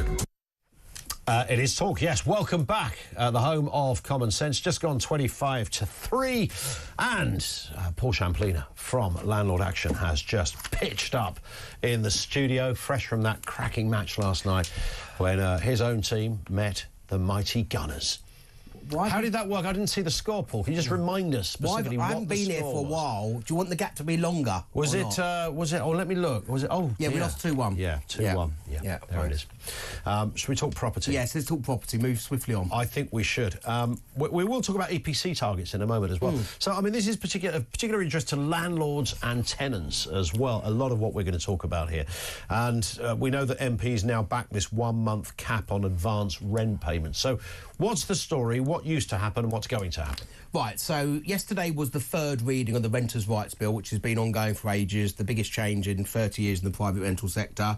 The amendment was tabled yesterday. It's now going to be going, the state of play is going to be, it's going to go to the House of Lords, and really by most probably autumn, the new law for renters' rights is going to be in, which is loads of different amendments. Yep. The amendment discussed yesterday, Ian, was rent in advance. So historically, landlords have charged 3, 6, 6, 12 months in advance, especially with international students, or tenants that fail referencing. Obviously, we've got a rental stock crisis, and it's been announced that only a landlord can charge 1 month in advance. So it used to be what? Well, depending on the situation. So you might have a tenant that's failed credit referencing. You might have an international student. You might have a student that's renting at a university. So landlords, the parents or whatever would pay rent in advance, 6 months or 12 months. That's going to be abolished. So it's going to be 1 month in advance. So for landlords that are worried about tenants not being able to pay the rent or parting credit referencing, or maybe a tenant that's maybe on housing benefit, that's going to affect the market as well. The more vulnerable tenants. Landlords are going to be much more stringent referencing. I mean, there's a company out there called Rent Guarantor that does like insurance policies for tenants, for guarantors to cover the rent if they don't pay.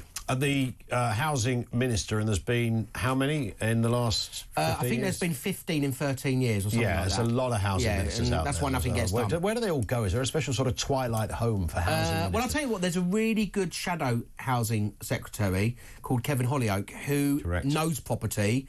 He set up a big letting agent, 200 offices, understands property like the back of his hand. You need people like that. But the very antithesis is the actual housing minister is a man called Matthew Pennycook, who is more left-wing than an Albanian Keep Left sign.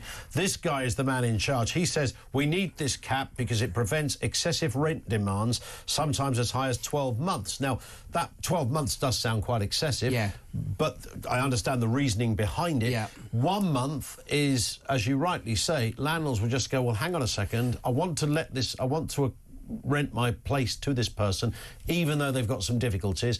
I've got to have some protection. I'll just have more stringent rules as to who I accept. Yeah, I think there's got to be a balance, and that's why the Renters' Rights Bill came in. It was renters reform beforehand. It's about levelling up the playing field, making things more fairer for tenants. That's why it's come in. So landlords have got to change the way they business-proof, they reference.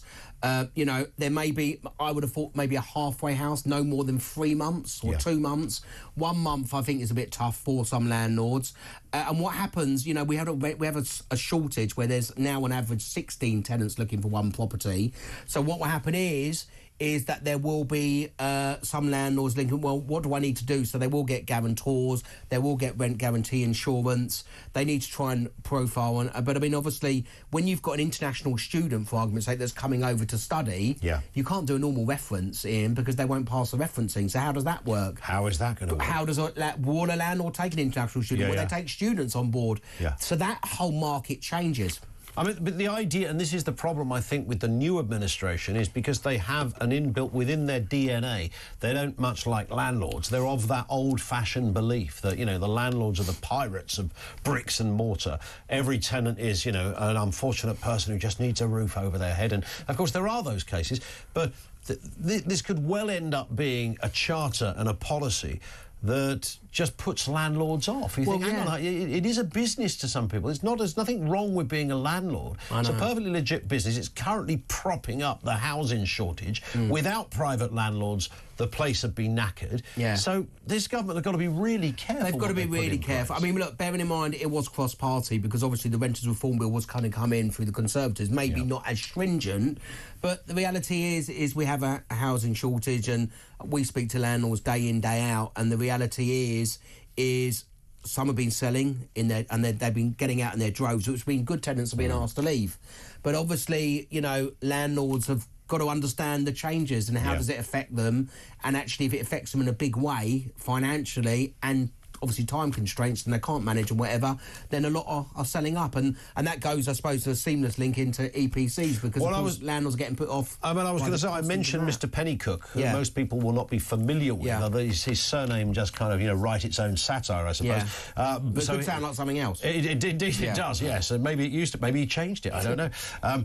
So he's the housing minister. Of course, his boss is Angela Rayner. She's in charge of the whole thing. And the other part of the spectrum of housing is Ed Miliband. So you've got this kind of this triangle of dodge pottery going on over there at Labour HQ. Miliband's got all these targets around efficiency, and who doesn't want a more efficient home? But the EPC rating, which is how they measure how efficient your energy is, whether it's leaking out the windows, the floorboards, you know, get your lagging done, get your stone, get your cavity wall done, up your EPC rating.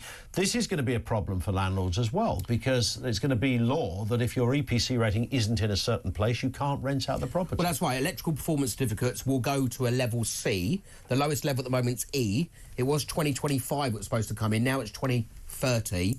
I mean, there's been a 43% rise in upgrades of heat pumps in the last year, actually. I mean, there's like 275,000. So the reality is, for landlords and for tenants, there are grants out there. You can get grants up to £7,500. I mean, if a tenant's on benefit or any type of benefit or whatever, landlords can get grants for very particular councils. So I would ask landlords, even homeowners or tenants, look at the grants that are available. The reality is that when you need to upgrade, depending, you know, you could have an old Victorian property, a stone-built property, which is really, really difficult to upgrade, and it's going to cost you loads of money. The reality is that you're going to have landlords who are either going to renovate, and there's a lot of small things that they can do, you know, like loft insulation, which doesn't cost too much money, which can push the levels up, and it's not as costly in some cases than people think, and then in some other cases it will be costly. And the reality is you're going to have some landlords that are going to renovate and stick. You know, you've also got to make sure you've got mortgages that are obviously compliant with EPC upgrades when that comes in, and then you're going to have landlords that are going to sell. But I think the big reality is we've got a massive shortage of skills tradesmen, you know, across the bill. We're trying to build 1.5 million properties in 5 years, which won't never happen, but you don't have that skill set. And then, of course, even if you don't have that level to a level C, how is it going to be enforced? The problem we have is enforcement is really weak in our private rental sector. And that is the trouble. I was talking to Maxine Fothergill, who you probably know Maxine. She's into property. She was also the Reform candidate for Old Bexley and Sidcup at the last election. Maxine was saying this was at the Landlord Investment Show in the big. We'll come to that in a moment. In the big debate we do on the first day, and this question came up about EPC ratings, and Maxine said she had a house, she had it for ages, and it was like an E rating, and she thought, right, I'm going even for just for her own piece. I think she wasn't renting this out. I think she lived there as well at the time. So she thought, I'm going to get this thing done. In goes the cavity wall insulation. She lagged the loft. She lagged the floor. There was nothing in that place she didn't lag. Maxine went nuts with the lagging. She was lagging. She was lagging stuff you didn't need. A coffee table. Lagging behind. The coffee table. The coffee table got lagged. She put the whole house in a greenhouse. You know, she did everything she could. Fella comes around for the council. She goes, right, it's an F rating at the moment, or whatever, an E rating at the moment. She's thinking, this is going to go through the roof, because they're going to say, you're so efficient, we haven't even got a rating for how good you are. And they went, it's a D. And she went, what are you talking about? I've just spent 30 grand on this house to make it. And it's subjective as well, isn't it? Exactly, that's the problem. So, but listen, that's going to be the direction of travel. And of course, some landlords are going, OK, Ed Miliband's going to say it's a C rating you've got to have. What about the next phase then? When there's a B rating coming? Because it's all very well saying lag your loft. For some people, it's a lot more than that. Well, it's changing your windows. It's 10 grand's worth of work. It's a lot of work. And, you can try and offset and whatever. But the reality is, if you're looking at some areas where the rents are obviously small, if you're looking at the North East, and you're getting 7-8 grand a year rent, well, something on an upgrade could wipe out a landlord's rent and profits for 4, 5, 6 years. Yeah, of course. So why would I want to be a landlord? So why would you want might as well to just sell? And there's the problem. And that's the problem. I mentioned the Landlord Investment Show. This is where, and there's like sort of 7 or 8 of these across the country on an annual basis. I'm doing all of them next year. Yeah, you're doing every single one, and I'm going to be at some of those as well. London, March the 19th is the first one, but they're in Kent, Birmingham, Bristol, Manchester, all over the place. And the reason I mention this is because it brings together just about every aspect of this industry, whether you're a landlord, whether it's about the taxation, whether it's about efficiency, green initiatives, how you do accountancy, how you deal with the local authority. I mean, there's not a person that isn't represented at the Landlord Investment Shows, right? No, definitely. I mean, look, I say this, and when we did the awards evening, from when I got the award and stuff, it is a profession. you know, and anyone that's whether they're renting one or two properties, they've got to think professionally. I think that the worry that I have is that when I do my talks and I say, how many of you admit to being a landlord, you get 5 hands out of 100 people going up. If they're ashamed of being a landlord. Isn't that interesting? Well, it's obviously the rhetoric that's come out press-wise, and you know, and I think landlords and trade bodies have got to change the perception. There's a lot of work, because obviously there's a lot of tenant groups out there who do lots of campaigning. Absolutely. They have lots more resource. I think it's quite challenging. But that's what's interesting. You need landlords. You need to rent properties out. But to go back to Matthew Pennycook and Angela Rayner and Edmund, their sort of stereotype is that the landlord... You'd think, when we go to the landlord investment shows, you'd think that, according to those guys... Yeah, they've all got Rolls Royces. They're all turning up in Rolls. The chauffeur waits outside while the landlord goes in. Fella with a wheelbarrow with the landlord's money in it follows him around wherever he goes. When you go to these shows... And you can Google it and have a look at some of the information about the shows and how to get there and all that stuff. When you go to them, you realise how many ordinary... every time I've done these shows, I meet ordinary people. A lot of them are listeners to this programme. They say, mate, I own one house. I've got one house, and that's because my mum left it to me. Or I've got 2 because I just invest... I took responsibility in investing so I didn't sponge off the government, and now I'm being penalised. It shouldn't be a crime to... invest. And the problem you've got now, because of house prices and rents and whatever, the gap has become bigger and bigger, and it is really challenging being a tenant. So I have a lot of empathy, but you know, you can't demonise the landlord for having a property, and there's more and more of that happening now, and you do need landlords to stay in the market, because if you don't, then you're just going to have more homelessness, aren't you? We will see you at the next Landlord Investment Show. That one's in London, March the 19th, and they're across the country. We're going to take some more questions, Paul, to you in a couple of moments' time. Paul Champlina, founder of Landlord Action, is with us in the studio. Anything you want to put to Paul, 87222. It's 10 to 3. It's Talk.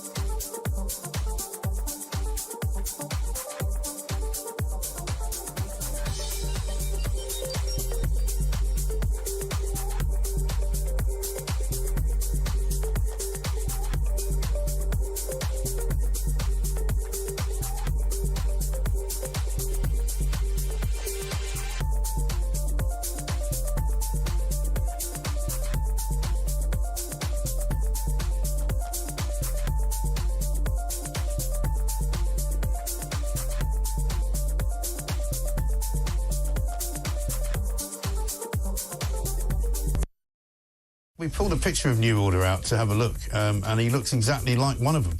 He could be in the band. One from David Loughton says, Mike, it's not New Order, it's New World Order. And then one from Brian, he says, Mike, I highly doubt that sending Starboard dressed as a NAF Spandau Ballet tribute act is going to entertain the troops in Ukraine. I've just been looking at the old New Order best of compilation. They've got a song called Regret. They've got another song called Shell Shock. And my favourite one is Thieves Like Us, which I think you could probably adhere to as well.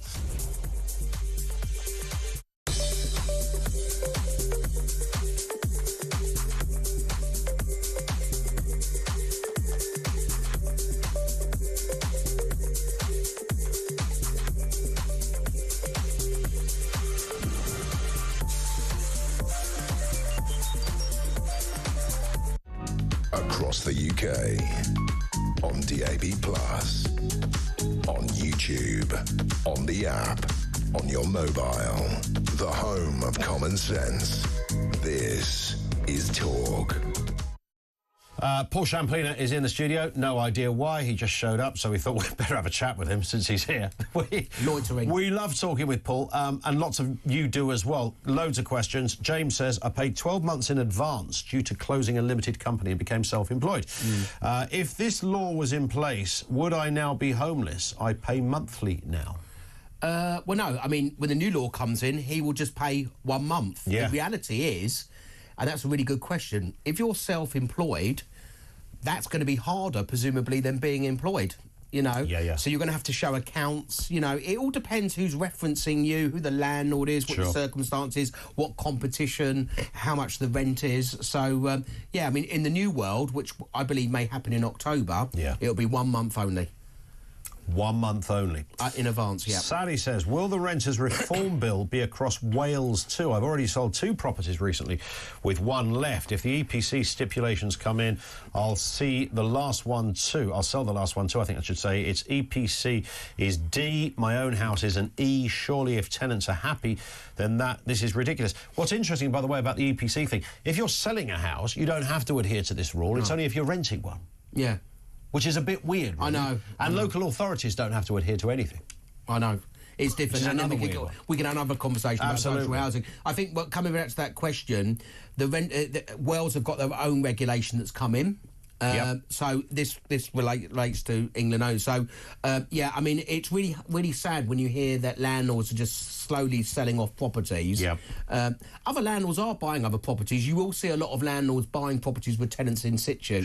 The reality is a lot of landlords haven't put rents up. So when they do sell and someone else buys, they may whack up the rent. So that's a challenge. Here's one, no name given on this, says, what are landlords supposed to do if their house is solid brick, has no cavity and therefore can't get up to compliance? There's hundreds of thousands of renters that will essentially be made homeless all at once. Lots of properties can't take a heat pump because they haven't got the infrastructure in the house. You can't fit the pump in, and even if you could, you can't put the piping in and the radiators. So you've got that. If you haven't got cavity, that's a problem. There could be loads of reasons why you couldn't get your house up to a without a doubt. I think it's going to be council borough-led, if that makes sense. I think that there'll be a lot of exemptions, like in that, you know, a brick house and stuff like that. I think it's really had to... I don't think the government are going to be that naive because, of course, you know, don't forget with, you know, what we've had, you've had the tax, you've had interest rates coming up, you've got regulation, you've got EPCs. Slowly but surely, you know, you are seeing landlords leaving, and there's been a lot in the last 18 months. We've seen an acceleration. I think you'll see another 6-month acceleration with people trying to beat the Section 21 ban. That's inevitable, unfortunately. And I think with landlords, you know, and I speak to tenants all the time as well. A lot of tenants do feel vulnerable because, you know, I spoke to a tenant the other day. She goes, every time my landlord texts me, I get palpitations. I worry that they're going to serve notice. Or put the rent up or something. Or put the rent up knowing that they're a small landlord and they're not deemed as a professional landlord. I think, you know, so, yeah, be careful what you wish for.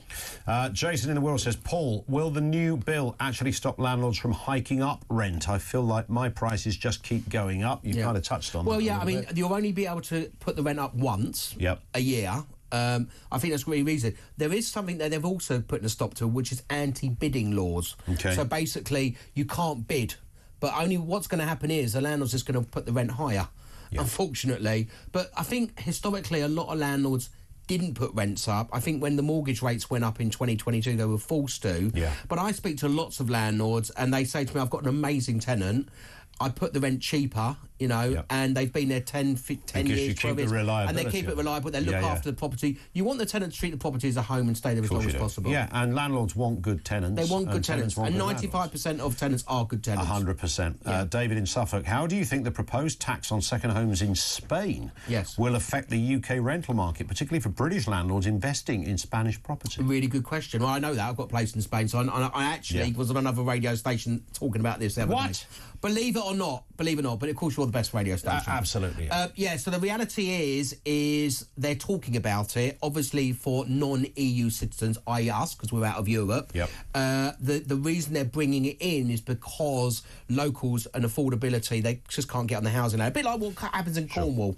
Cornwall, obviously, everyone's priced out the market. There's loads of second homes. Yep. You know, the difference in Spain compared to the UK is that they have 88 million people a year going there for tourism, which brings in about 120 million euros a year. So I think it will have some effect, but, I mean, it's going to be for new purchases, not retrospect. Let's get a couple in really quickly, Paul, because we're against the clock. One comes in here from Mark in Birmingham. Can landlords still refuse people on benefits? My daughter is on disability benefits. What would happen to her? So landlords cannot openly advertise and discriminate against people on benefits or people with children. You can't openly advertise it.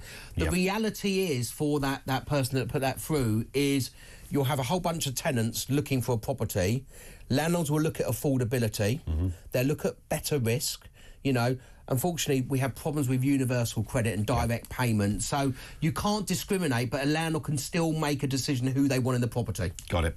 Final one, which is a general question, really. Dan in London and others are saying, with all of these efficiency targets and the like, will we see more landlords leaving the market? And if so, what impact will it have? Yeah, well, you will inevitably see landlords leave the market, which is a sorry state, unfortunately. Indeed. That's it, Paul.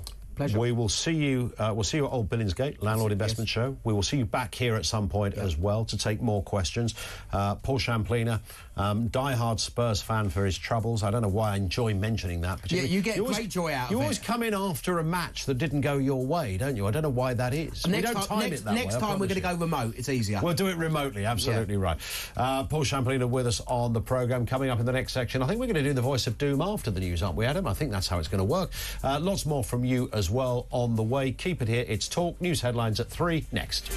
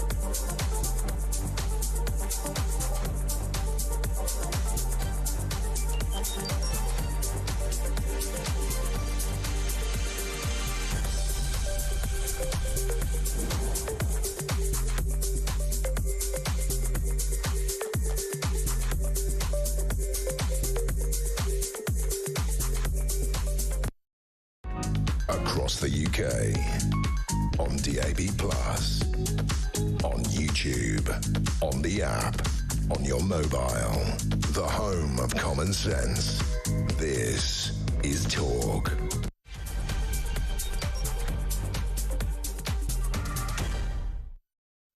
And good afternoon. Yes, 3 minutes after 3 o'clock. Welcome back to the home of Common Sense. Lots to come in this section as we've been discussing patients dying in corridors, sometimes going undiscovered for hours, according to a damning report from the Royal College of Nursing into the state of the NHS. This subject just comes around on an annual basis. What is the answer? How do we resurrect our health service? We'll have more on that from you shortly.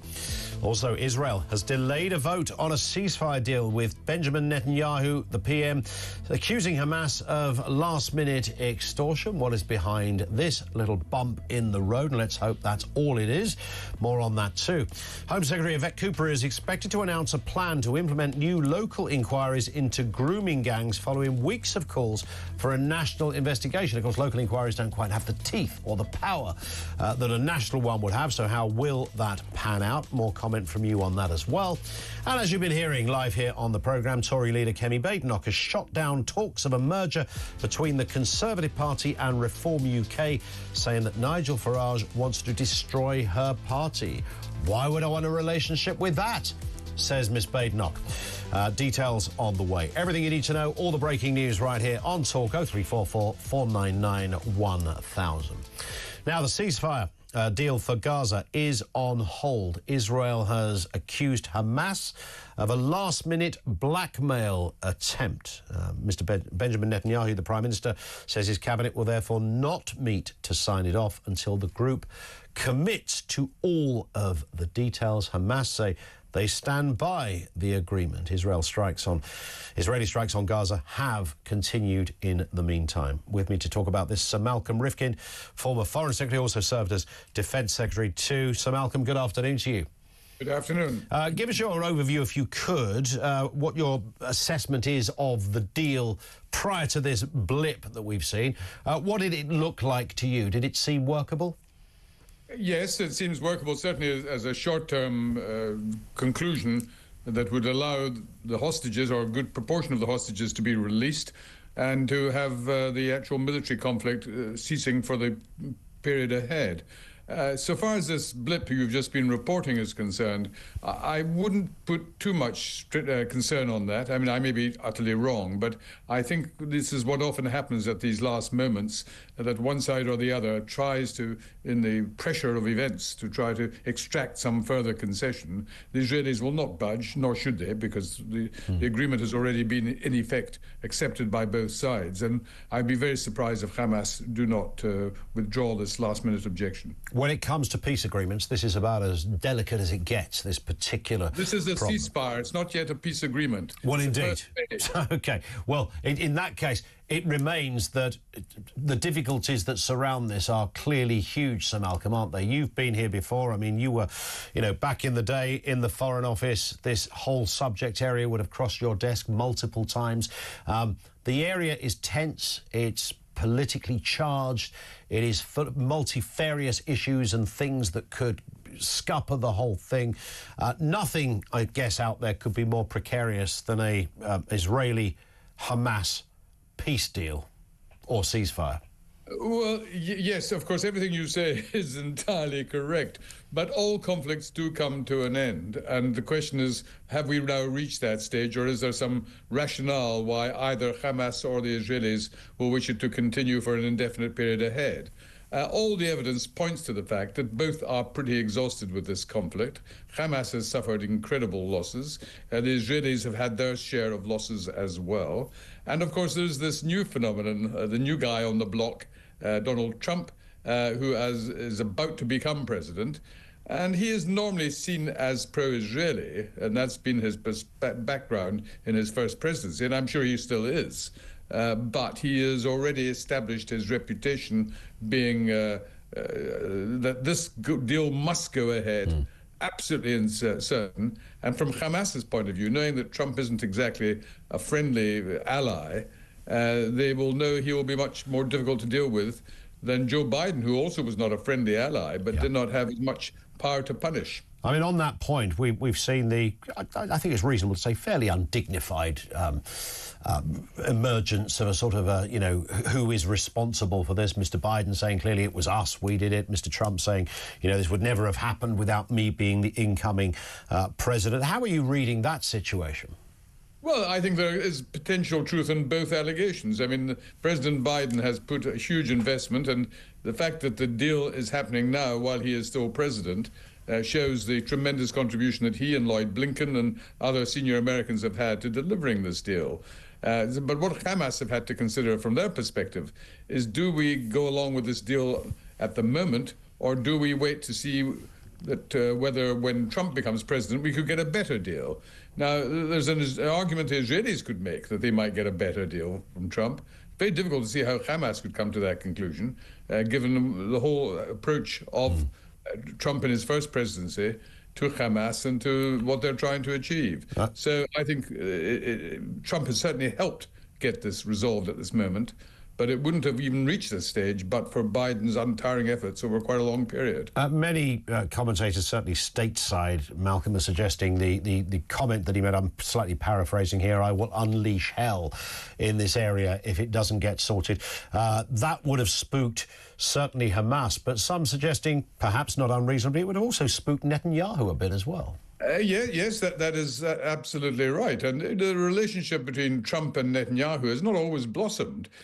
Trump is said to have never forgiven Netanyahu for ringing up Biden the moment that Biden won the last presidential election and defeated Trump. The first person to ring him up and congratulate him was Netanyahu, obviously wanting to establish a good relationship. Now, from Trump's point of view, that was at the very moment when he was urging his cohorts onto the Capitol Hill and trying to block the change of power. So they're not unqualified allies, but all their instinct, they share the same instincts, and they have the same basic strategic objectives in mind. And Hamas knows that, and therefore obviously wants this deal, in my view, wants this deal signed now, because it's at least likely to be even more difficult for them if they leave it any longer. What is your own, you've been around the block in terms of politics in this country and elsewhere, you know the foreign terrain well. What is your own gut feeling telling you on this? I know it's almost the $64,000 question, but what are you sensing? Well, my gut feeling is simply this. I said all wars come to an end, but I mean, what has been astonishing about the last few months is a total collapse of Israel's most demanding enemies. Iran, in particular, had what it called its axis of resistance, whereby it didn't attack Israel itself directly until very recently, but used its so-called proxies. And these proxies have been falling like ninepins. Hamas emasculated in terms of their military capability, Hezbollah weaker than they've been for at least 10 years and getting weaker as the days go by. And the Iranian government itself having lost its anti-ballistic missile defense around Tehran when the Israeli Air Force attacked it a period of time ago. So Iran is infinitely weaker. And then, of course, I haven't even mentioned what's happened in Syria. Yeah. And Syria was the great ally of Iran, because it was through Syria that Iran channeled all the weapons it provided for Hezbollah and Hamas. It got them to Lebanon and thereby to Hezbollah and then on to Hamas. That whole route has been completely blocked. The Syrian government will not treat Iran as a friend because Iran tried to keep Assad in power. And therefore Israel is infinitely more secure than it was a year ago. And that too must concentrate the mind, because the Iranians now have to establish what is their relationship going to be with Donald Trump. Will they try to have a dialogue to reduce the very serious damage being done to their economy by sanctions? I mean, we often say sanctions don't seem to be having much effect on Putin. That may be the case, but they're having a huge impact on Iran, and have very seriously damaged the economy in a country where the public are already pretty fed up with the Ayatollahs, because they don't see the Ayatollahs anymore as a theocracy. They see them as a bunch of corrupt individuals only concerned with their own power and privileges. So this is a very interesting moment, and it's a moment far better from the point of view of Israel and of those against terrorism than we've seen for the last year. And just a final point, the wider implications for this, Sir Malcolm, should this ceasefire continue and work in its varying stages as has been set out, could there be wider implications, geopolitically speaking, for elsewhere in the world? We're thinking of Ukraine in particular. Well, I'm not going to mention Ukraine, but I'm going to mention something else which is very relevant to your question, and it's the most important in terms of the Middle East, and that is Trump's unrealized aspiration.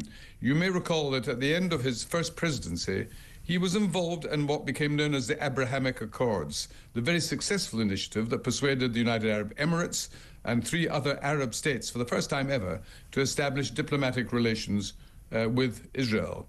And what is extraordinary over the last year, despite all the conflicts in Gaza, these 4 countries that established, exchanged ambassadors and have diplomatic relations, along with Egypt and Jordan, who already had it, none of them have broken relations with Israel.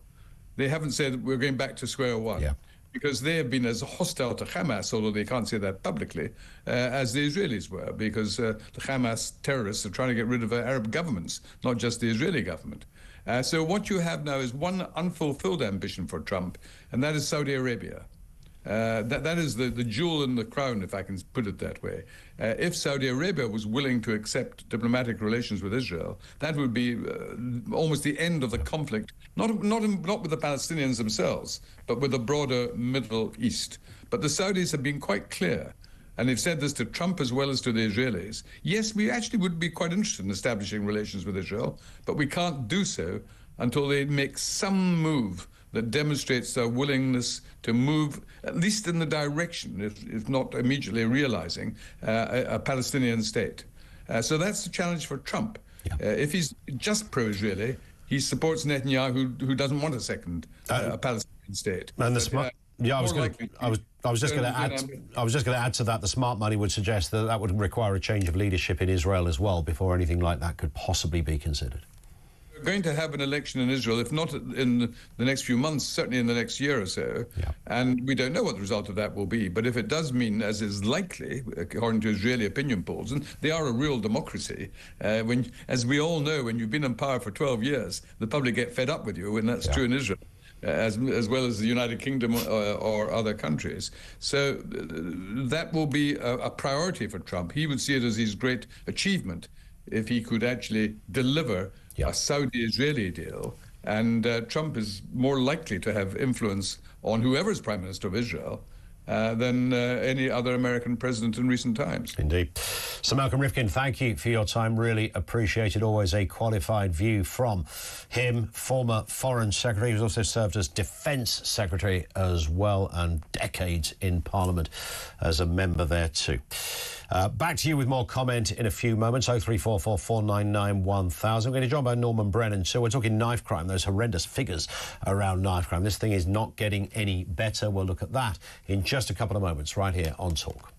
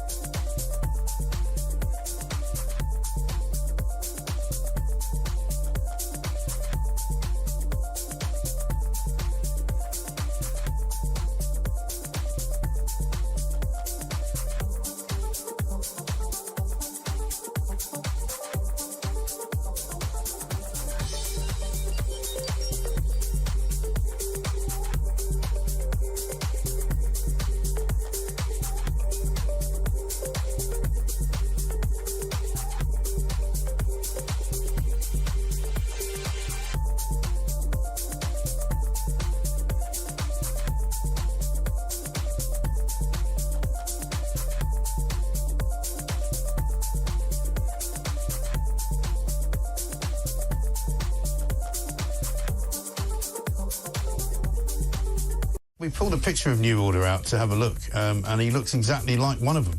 He could be in the band. One from David Loughton says, Mike, it's not New Order, it's New World Order.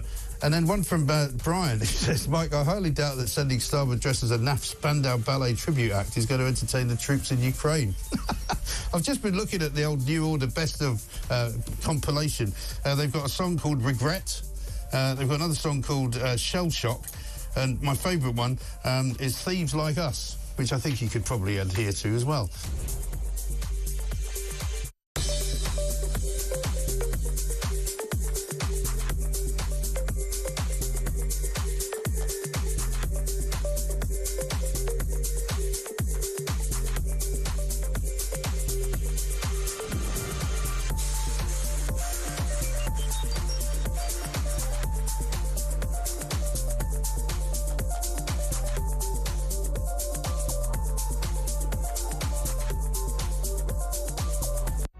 Across the UK, on DAB+, on YouTube, on the app, on your mobile, the home of common sense.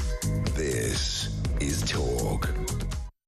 3:20, and that bit of breaking news, as expected. We did announce this. We got notice of this about to be said. Home Secretary announcing, Yvette Cooper announcing a £10 million plan for a series of local inquiries into grooming gangs, telling the Commons that Baroness Louise Casey will also oversee a rapid review of the current scale of exploitation across the country.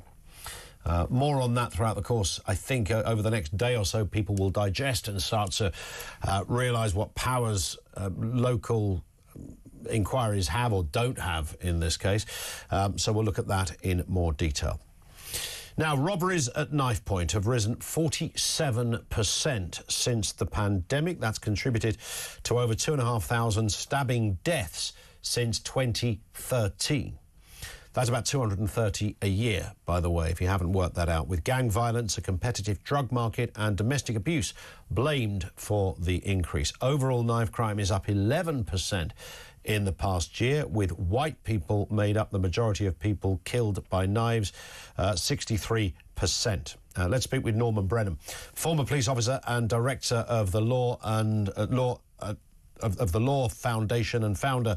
Is that Law and Order Foundation? Should that say? Just to get it it right, Norman. That's correct.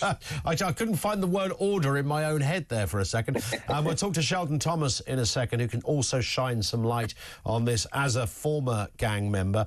I mean, these statistics, they're always grim, Norman. We've been speaking for decades on this. It never seems to get much better. Well, it doesn't, Ian, and I've read the dreadful double-page spread today in the Times, and it really is bleak reading. And I've just heard that there's going to be some sort of investigation into the gang rapes of young children. Well, it's far, far past time that we had a massive independent investigation in relation to knife crime. I mean, knife crime takes hundreds of lives a year. Today, an 18-year-old has been convicted at the Old Bailey for stabbing to death a 15-year-old schoolgirl. Last week, a 14-year-old schoolboy was stabbed to death by apparently a 15 and a 16-year-old schoolboy. When did it ever become acceptable, and I'm not saying it is, that parents were planning funerals instead of bright futures for their children? Yeah. And we don't have the police to deal with it. The criminal justice system's in a mess, and sadly we have the streets that are uncontrollable by the police and are out of control as a result of knife crimes, stabbings and murders. It's interesting, isn't it? And the typical suspects, particularly with the particular victim, when it's certainly when it comes to sort of gang-related criminality, is likely to be a young boy. That's almost always the case.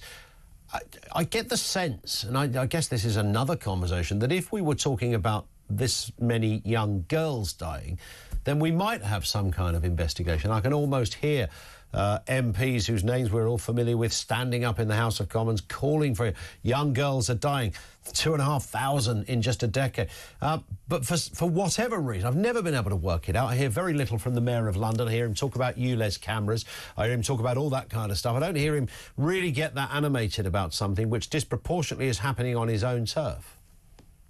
No, you're absolutely right. I mean, stop and search is a very important tool for the police. In the past decade, it's reduced from 1.5 million to about 500,000. And Met police officers tell me they're not interested in stop and searching anymore. TSG will obviously do the job that they need to do. But we don't have any laws that really are effectively enforced. So you've got the police that are chasing their tail, never knowing what they need to do. And even when police do go out and try and stop and search, I've been looking after some officers that have done a genuine stop and search, had a complaint, and their lives and careers are put at risk for years and years on end whilst they're investigated. And how many times have I suggested, even when a serving police officer, for 15 years I spoke out, 35 years in total, and I said that what we really need to do is we need 5 years mandatory prison sentences, 3 years for juveniles. We need mass stop and search. Unfortunately, we don't have the officers, and even when they do stop and search, it's some of the communities that the knife crime is prevalent on that complain the most, yet never come up with an alternative. We need a massive education programme, personal and parental responsibility. We need mentors. We need youth centres. We need to give these young children who are going to give the next generation the baton, the best possible start. But if you've got a society where children are broken, they've got no hope, they've got no future, and they've got no value of life, including their own, is it a wonder why they have no qualms in taking another's life? And normally, it's another child. Yeah. Norman, it's always very thorough stuff. Thank you for your time. Really appreciated. Norman Brennan, former police officer. He is director of the Law and Order Foundation and founder of Knives Destroy Lives. Let's speak with Sheldon Thomas, former gang member, founder and chief executive of Gangs Line, which provides help and support to young men and women involved in gang culture. Sheldon, nice to have you with us. I mean, you heard some of what Norman said. I'm sure there's bits you would agree with and perhaps some bits you fundamentally disagree with. But the one thing we can all, I think, acknowledge is that whatever initiatives we've tried over the last decade don't seem to have worked. One of the reasons why the things that we've tried over the last decade haven't worked is because it's been government-led, local authority-led, and normally the people that are leading it are usually managers and heads of service who have no understanding of the mindset of many of the young people involved in this. And then what happens is you have organizations like us who are made up of former gang members who are just wheeled in at the lastminute.com, and then they expect us to perform a miracle with no money. There's no money involved. They expect you to do it for free. They expect you to mop up a mess that's been entrenched in most communities up and down this country and in London for at least 30 years. Remember, when I was on road, some of my friends carried guns. So I'm talking back then to now, very little has changed because the people leading it are often the people who know nothing about it, but they're often the ones that the government values their opinion. So that's the reason why we're in this. I've been into meetings in the House of Parliament on many committees with MPs who literally pour scorn on when I'm saying to them, I remember distinctly, I was in a meeting 17, 18 years ago, and I said, the way to prevent gang violence, exploitation and grooming is to put in a prevention safeguarding workshops in every primary school in the UK. I got shouted down by MPs, and I will say this, by white MPs who didn't want to know anything about prevention. And because one of it was they're too young. I was explaining to them 18 years ago that all you have to do is put in prevention programs with workers or mentors like myself into these schools where we can educate young kids from the age of 9 before they transition into secondary school, because the problem comes when they go into secondary school and those guys in the secondary school and girls are already in these kind of mindset of carrying weapons, selling drugs, county lines. And so I'm saying to them, you can't wait for a child to come from primary school into a secondary school, and then you're going to go in there and say, oh, don't carry a knife, it's against the law. Please don't. Piecemeal approach does not work. The reason why Gangs Line is different to every organization is that our message is hard, we take no prisoners, and we do not mind hurting the feelings of young people as long as it deters them from doing what I used to do and what many of my friends and what many other people did, because we didn't have anyone speaking to us in our days. And so I do agree that we need more mentors. But the problem with that is the government does not want to pay. The government, and this is why the government uses police officers and school teachers to try and educate children. Now, can you imagine a 14-year-old, he's a member of a county line gang, and some school teacher or some police officer is telling him, oh, don't do this, don't do that. What chance do they have of him listening to that police officer or school teacher who's never lived his life, who doesn't grow up in a state where there's no father? He doesn't grow up with a mum who may have issues, doesn't grow up with a mum who has 2 or 3 kids for 2 different fathers, who is on an estate where 60% of the people on that estate are unemployed. And we've got teachers trying to tell kids and they have had none of that background, none of that understanding, but yet people like myself with lived experience, and there's other organizations like ours, we get talked down to, we get told there's no money, and we get told, oh, can't you do it for free? And this is another thing that police and the local authorities do. They use local organizations and they use them and without even compensating them. Because they live in the community, they say, oh, well, you live in the community, you can go out to them. But there's no compensation. Who do you know works for free? And these are the things that small organizations are really angry about. And we've got big organizations out there who cannot do the work, but the government gives them a multi-million-pound contract to deal with gangs and going into the prisons, but they won't give me a contract to do the same sort of work. And I can actually have people, young men and older men, listening to me.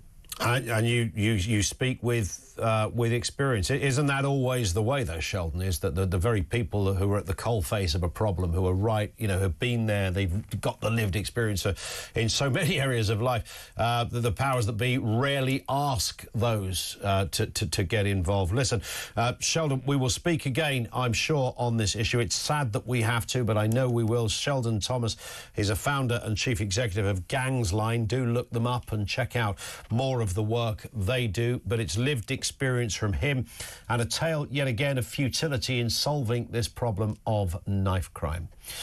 0344 499 1000. Lots still to come, lots of your calls still to come as well. And this, because this got posted, but we had a very busy 2:45 area of the show, so we didn't get a chance to do the Voice of Doom because it's day 7 of the Voice of Doom. For those who don't know, not normally listening around about this time, this is the political mystery voice thing. 7 days this has gone on for. We still haven't got a winner. Don't phone in, by the way, there is no prize, but can you identify this voice? Give me hundreds of examples. Who is that? 87222. Don't call. No prize, but you can message in if you want. If we get an answer, a correct answer, in about the next 15 minutes, we will reveal all. If we don't, it rolls over again to tomorrow. Here's the voice again. Give me hundreds of examples. Who is that? 87222. One more time. Give me hundreds of examples. Come on, I mean, it is hard. I tell you now, it's a tricky one, but we've had loads of tricky ones and bang, they've gone. We will watch with interest. Stand by. We'll give an answer if we get a correct one in just a bit. Just gone 3:30. This is Talk.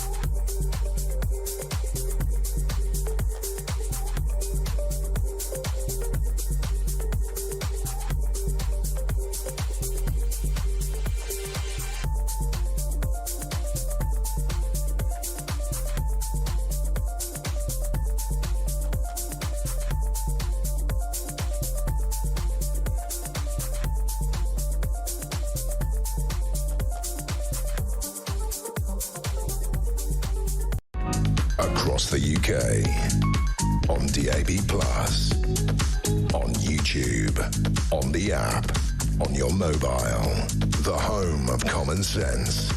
This is Talk. 25 to 4. Jeremy Carr's going to be here. No, Peter Cardwell's going to be here on the other side of the news at 4, but he will pop in before then to tell us what is going on. I really want to look at this story as well. Amazon boss Jeff Bezos is the latest tech billionaire to enter the space race. He's just launched a big old rocket from Florida, which reached orbit before landing back down. And I think the kind of the rockets or the engines or whatever it is did a bit of a funky manoeuvre as they retouched on Earth or in the sea, as it were. Space rival Elon Musk, of course, was among those to congratulate him. Let's speak with David Whitehouse, astronomer and science writer. David, good afternoon to you. Good afternoon. It's funny, when I was a kid, you know, you'd wait years for something to take off and then you'd suddenly sit there and watch it on the TV and there it was. Wow, this is amazing. Look, they've gone into space, whether it's the Russians, the Chinese, American, whoever it happened to be. Now we seem to get one a day at the moment. I mean, if you're a billionaire, what do? You buy a rocket.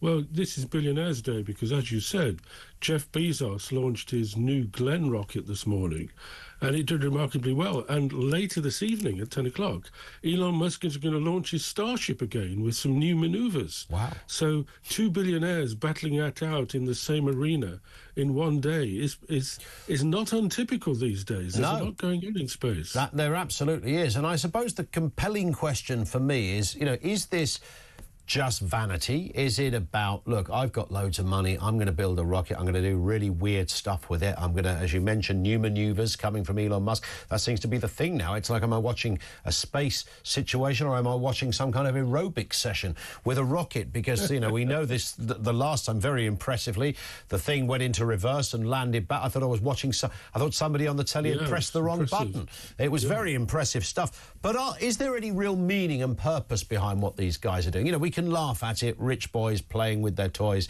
etc. But is there, as with NASA or any other space agency that are doing things in space, there's usually experimentation or they're surveying something or they're fixing something. What are these guys up to?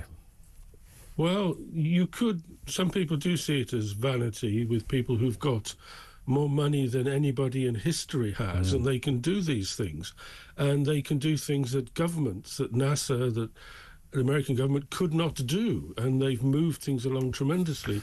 But there is an element of indulgence in this. But these people who make billions of pounds, hundreds of billions of pounds, they are not daft in the sense that there is a purpose behind all this spending. Jeff Bezos was first into the space business before Elon Musk, but Jeff Bezos did it the traditional way. Elon Musk was a disruptor, and he moved quick and failed fast, and he's done remarkably well. So Bezos is catching up. Yeah. But Bezos's new rocket, as well as being impressive, has a role in the exploration of space. It has a commercial role as well, because we've seen in the past Elon Musk putting up his Starlink satellites with his Falcon rockets. Well, Jeff Bezos has got his Kuiper project, which is also going to put up thousands of satellites with his New Glenn rocket.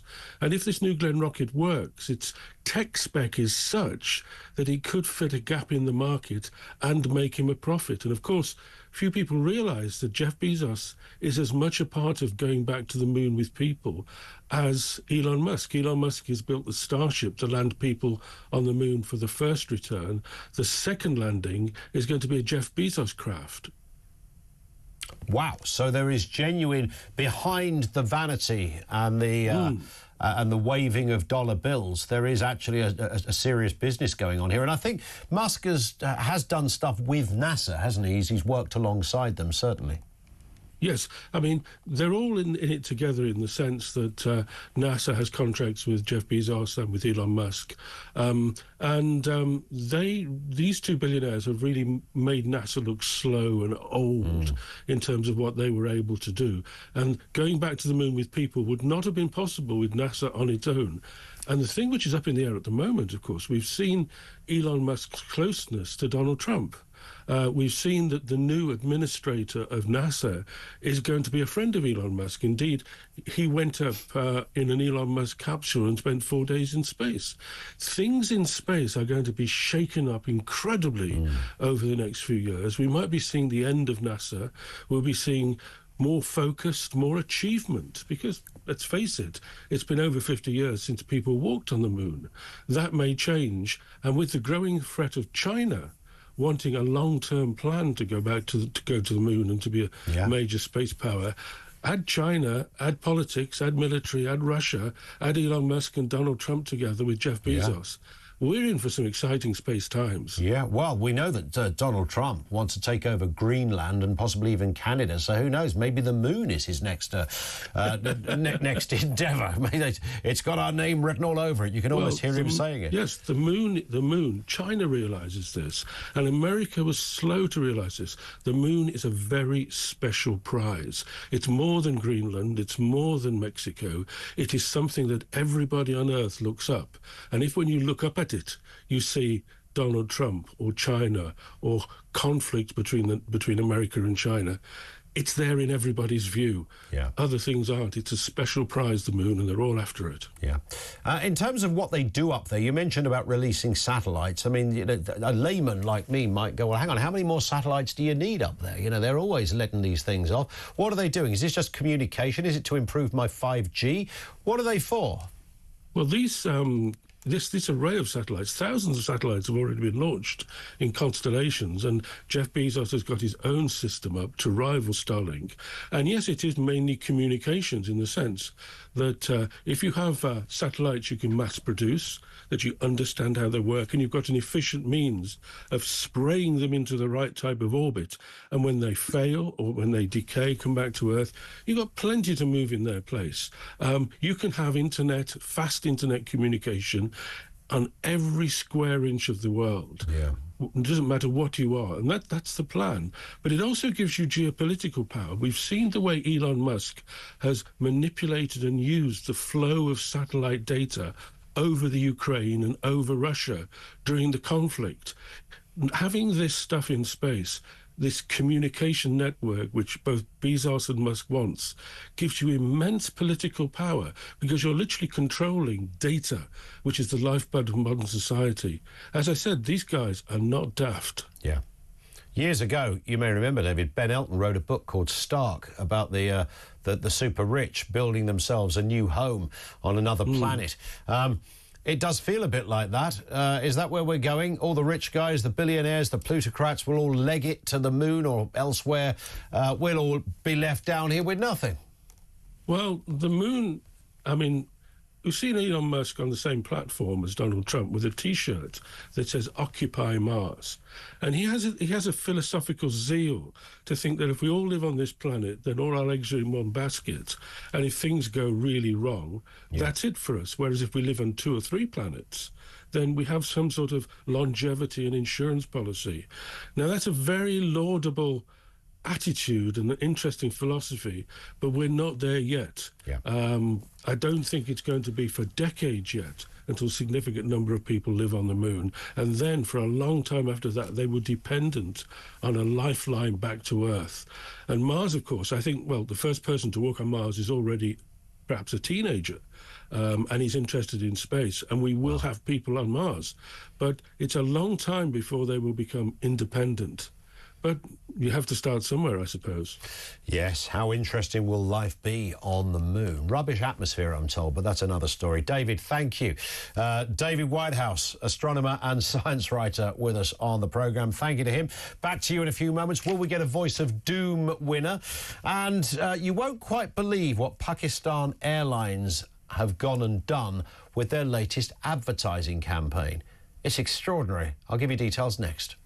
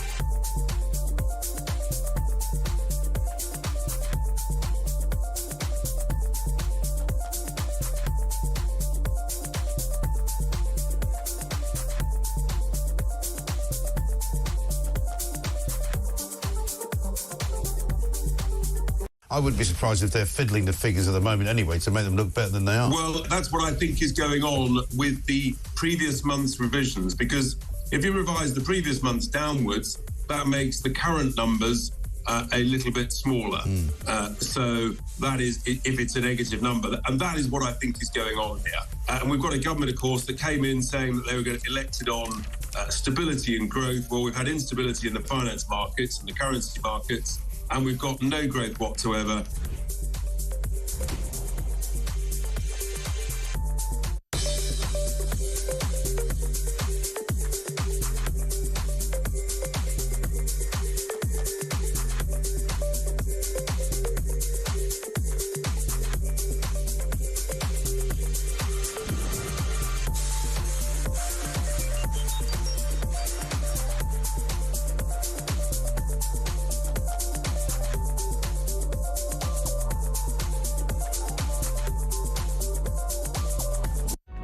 Across the UK, on DAB+, on YouTube, on the app, on your mobile, the home of common sense.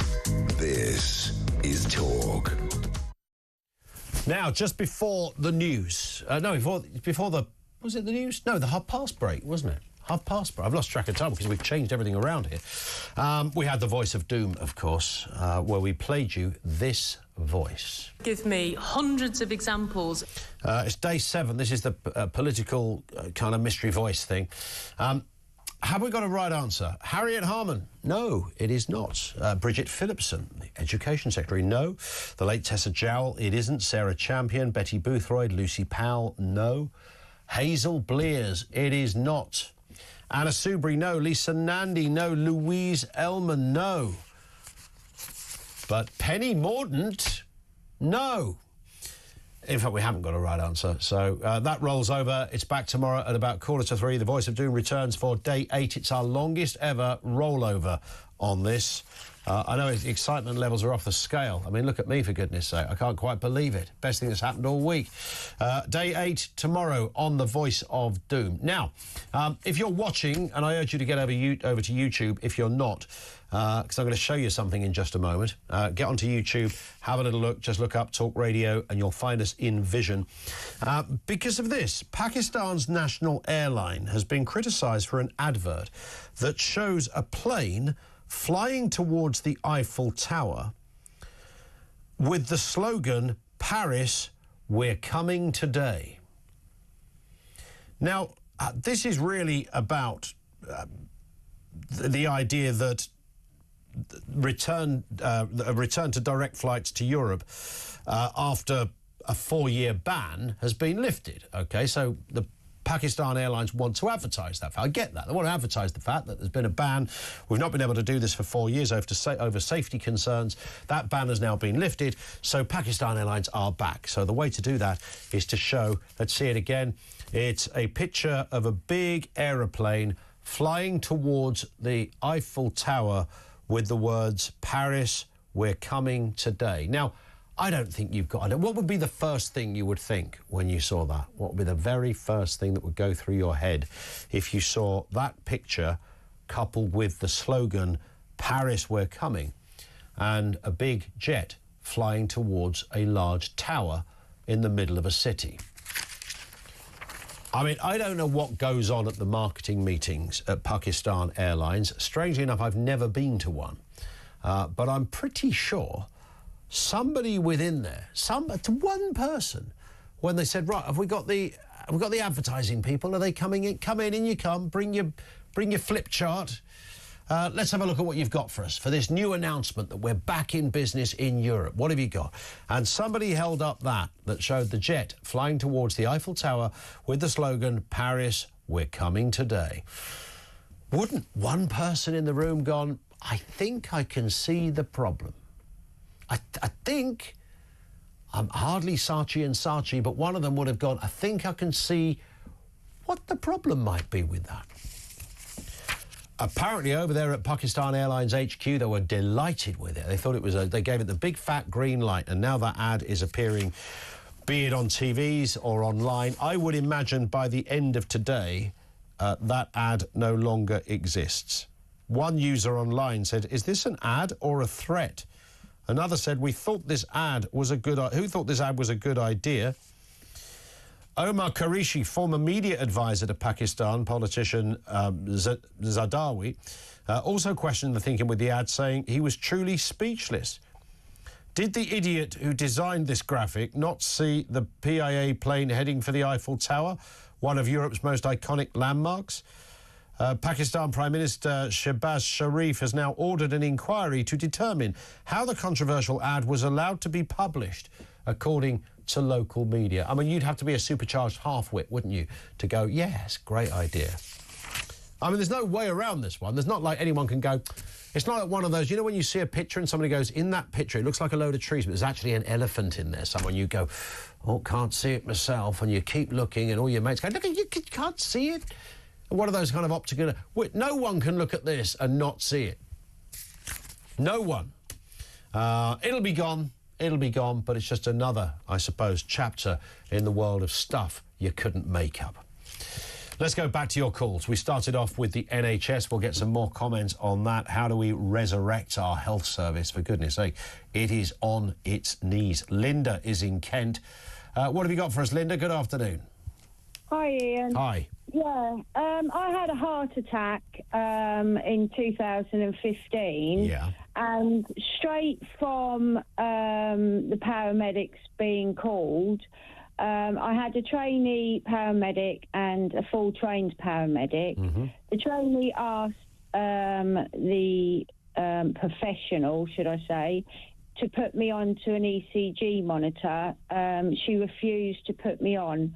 I then got into hospital, and for over 7 hours I laid in A&E having a heart attack, a full-blown heart attack.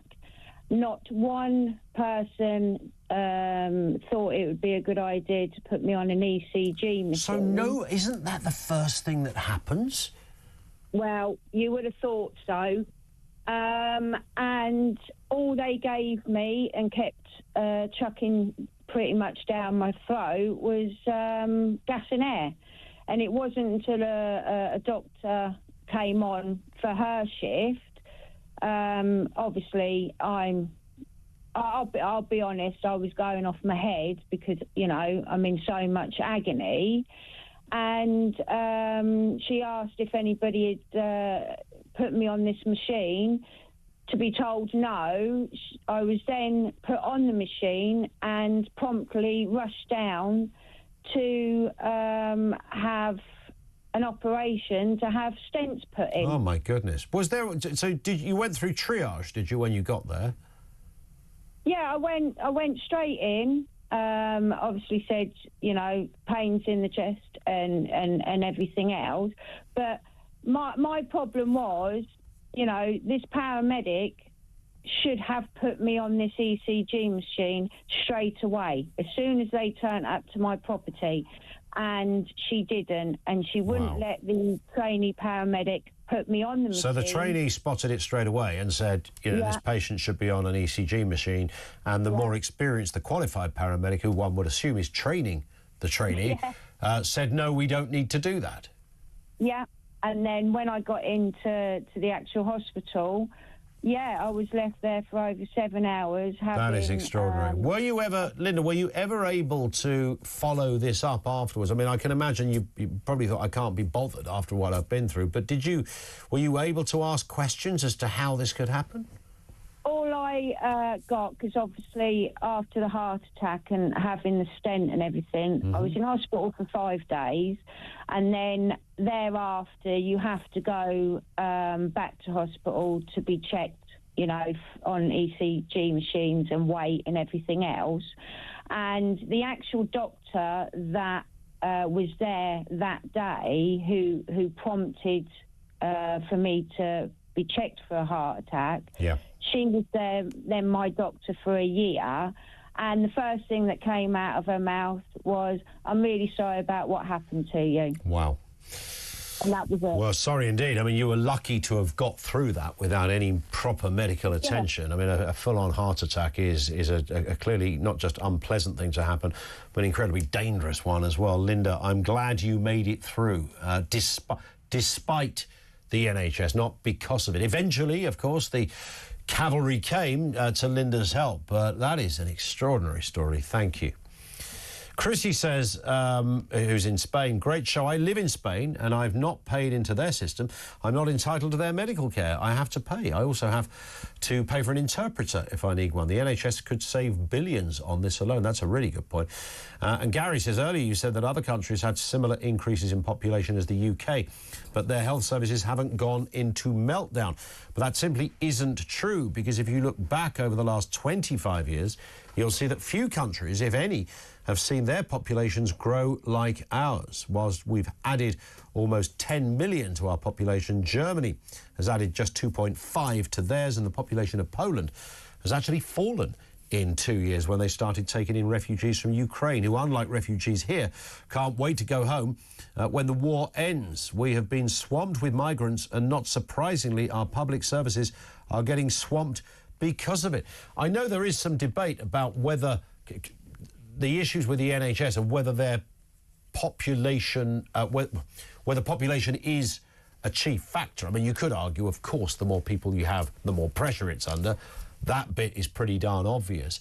But I still think that, and thank you, Gary, because Gary is quite correct, not every country has seen massive population increases like ours. But there is still something wrong with our system, regardless of that point, that isn't functioning as well as other country systems, and never really has done, if the truth be told. That's it from us, but Peter Cardwell is here on the other side of the news. What's going on? Hello. Good. Well, we're continuing that discussion on Drive in regard to the corridors and what kind of services there. We remember, of course, on Sunday that we saw those job ads for nurses to work in corridors, and this big question about the NHS: should we have this infrastructure in there? Those power points, those the IV drips, the buzzers, and so on. Well, if people are going to be treated there, maybe we should. We're also talking about what Vivek Cooper has announced in the last couple of hours, which is a rapid national audit, sounds a lot like an inquiry, into grooming gangs, plus new local inquiries as well. One of those will be headed by a guy called Tom Crowther, the one he did the one in Telford, did a really interesting interview with him a couple of weeks ago. We'll replay a little bit of that. He will do the one into Oldham. Also reflecting on the Middle East, the ceasefire, could it all be falling apart even before it has started on Sunday? Benjamin Netanyahu not happy with what Hamas has done. We'll talk about Biden as well and his role in all of that. Also, horrendous story, front page of the Sun today, about a masked drill rapper who's been promoted by who else? The BBC. Your and my licence fee payers' money is being paid for this thug to put his hateful lyrics on BBC One Extra, the radio station, and he's been praised as an amazing drill rapper. We'll speak to someone who's had his life. And he's a convicted murderer. He's a convicted murderer, and his life, he has devastated the life of the Mizzen family. Now, we're hoping to speak to them tomorrow, but today we're going to speak to someone whose life has similarly been torn apart by this scourge. It is absolutely horrendous. We'll talk to the former Middle East Minister, we'll talk to the Shadow Defence Minister, we'll also talk to a councillor in Oldham about that inquiry as well, and get all the sport and a lot more. And you might want to speak to somebody who's not going to get a job at Saatchi & Saatchi anytime soon. You saw this ad, right? I didn't. Did you not see this? This is Pakistan Airlines. They've got a new ad to announce they're coming back to work in Europe because they've been banned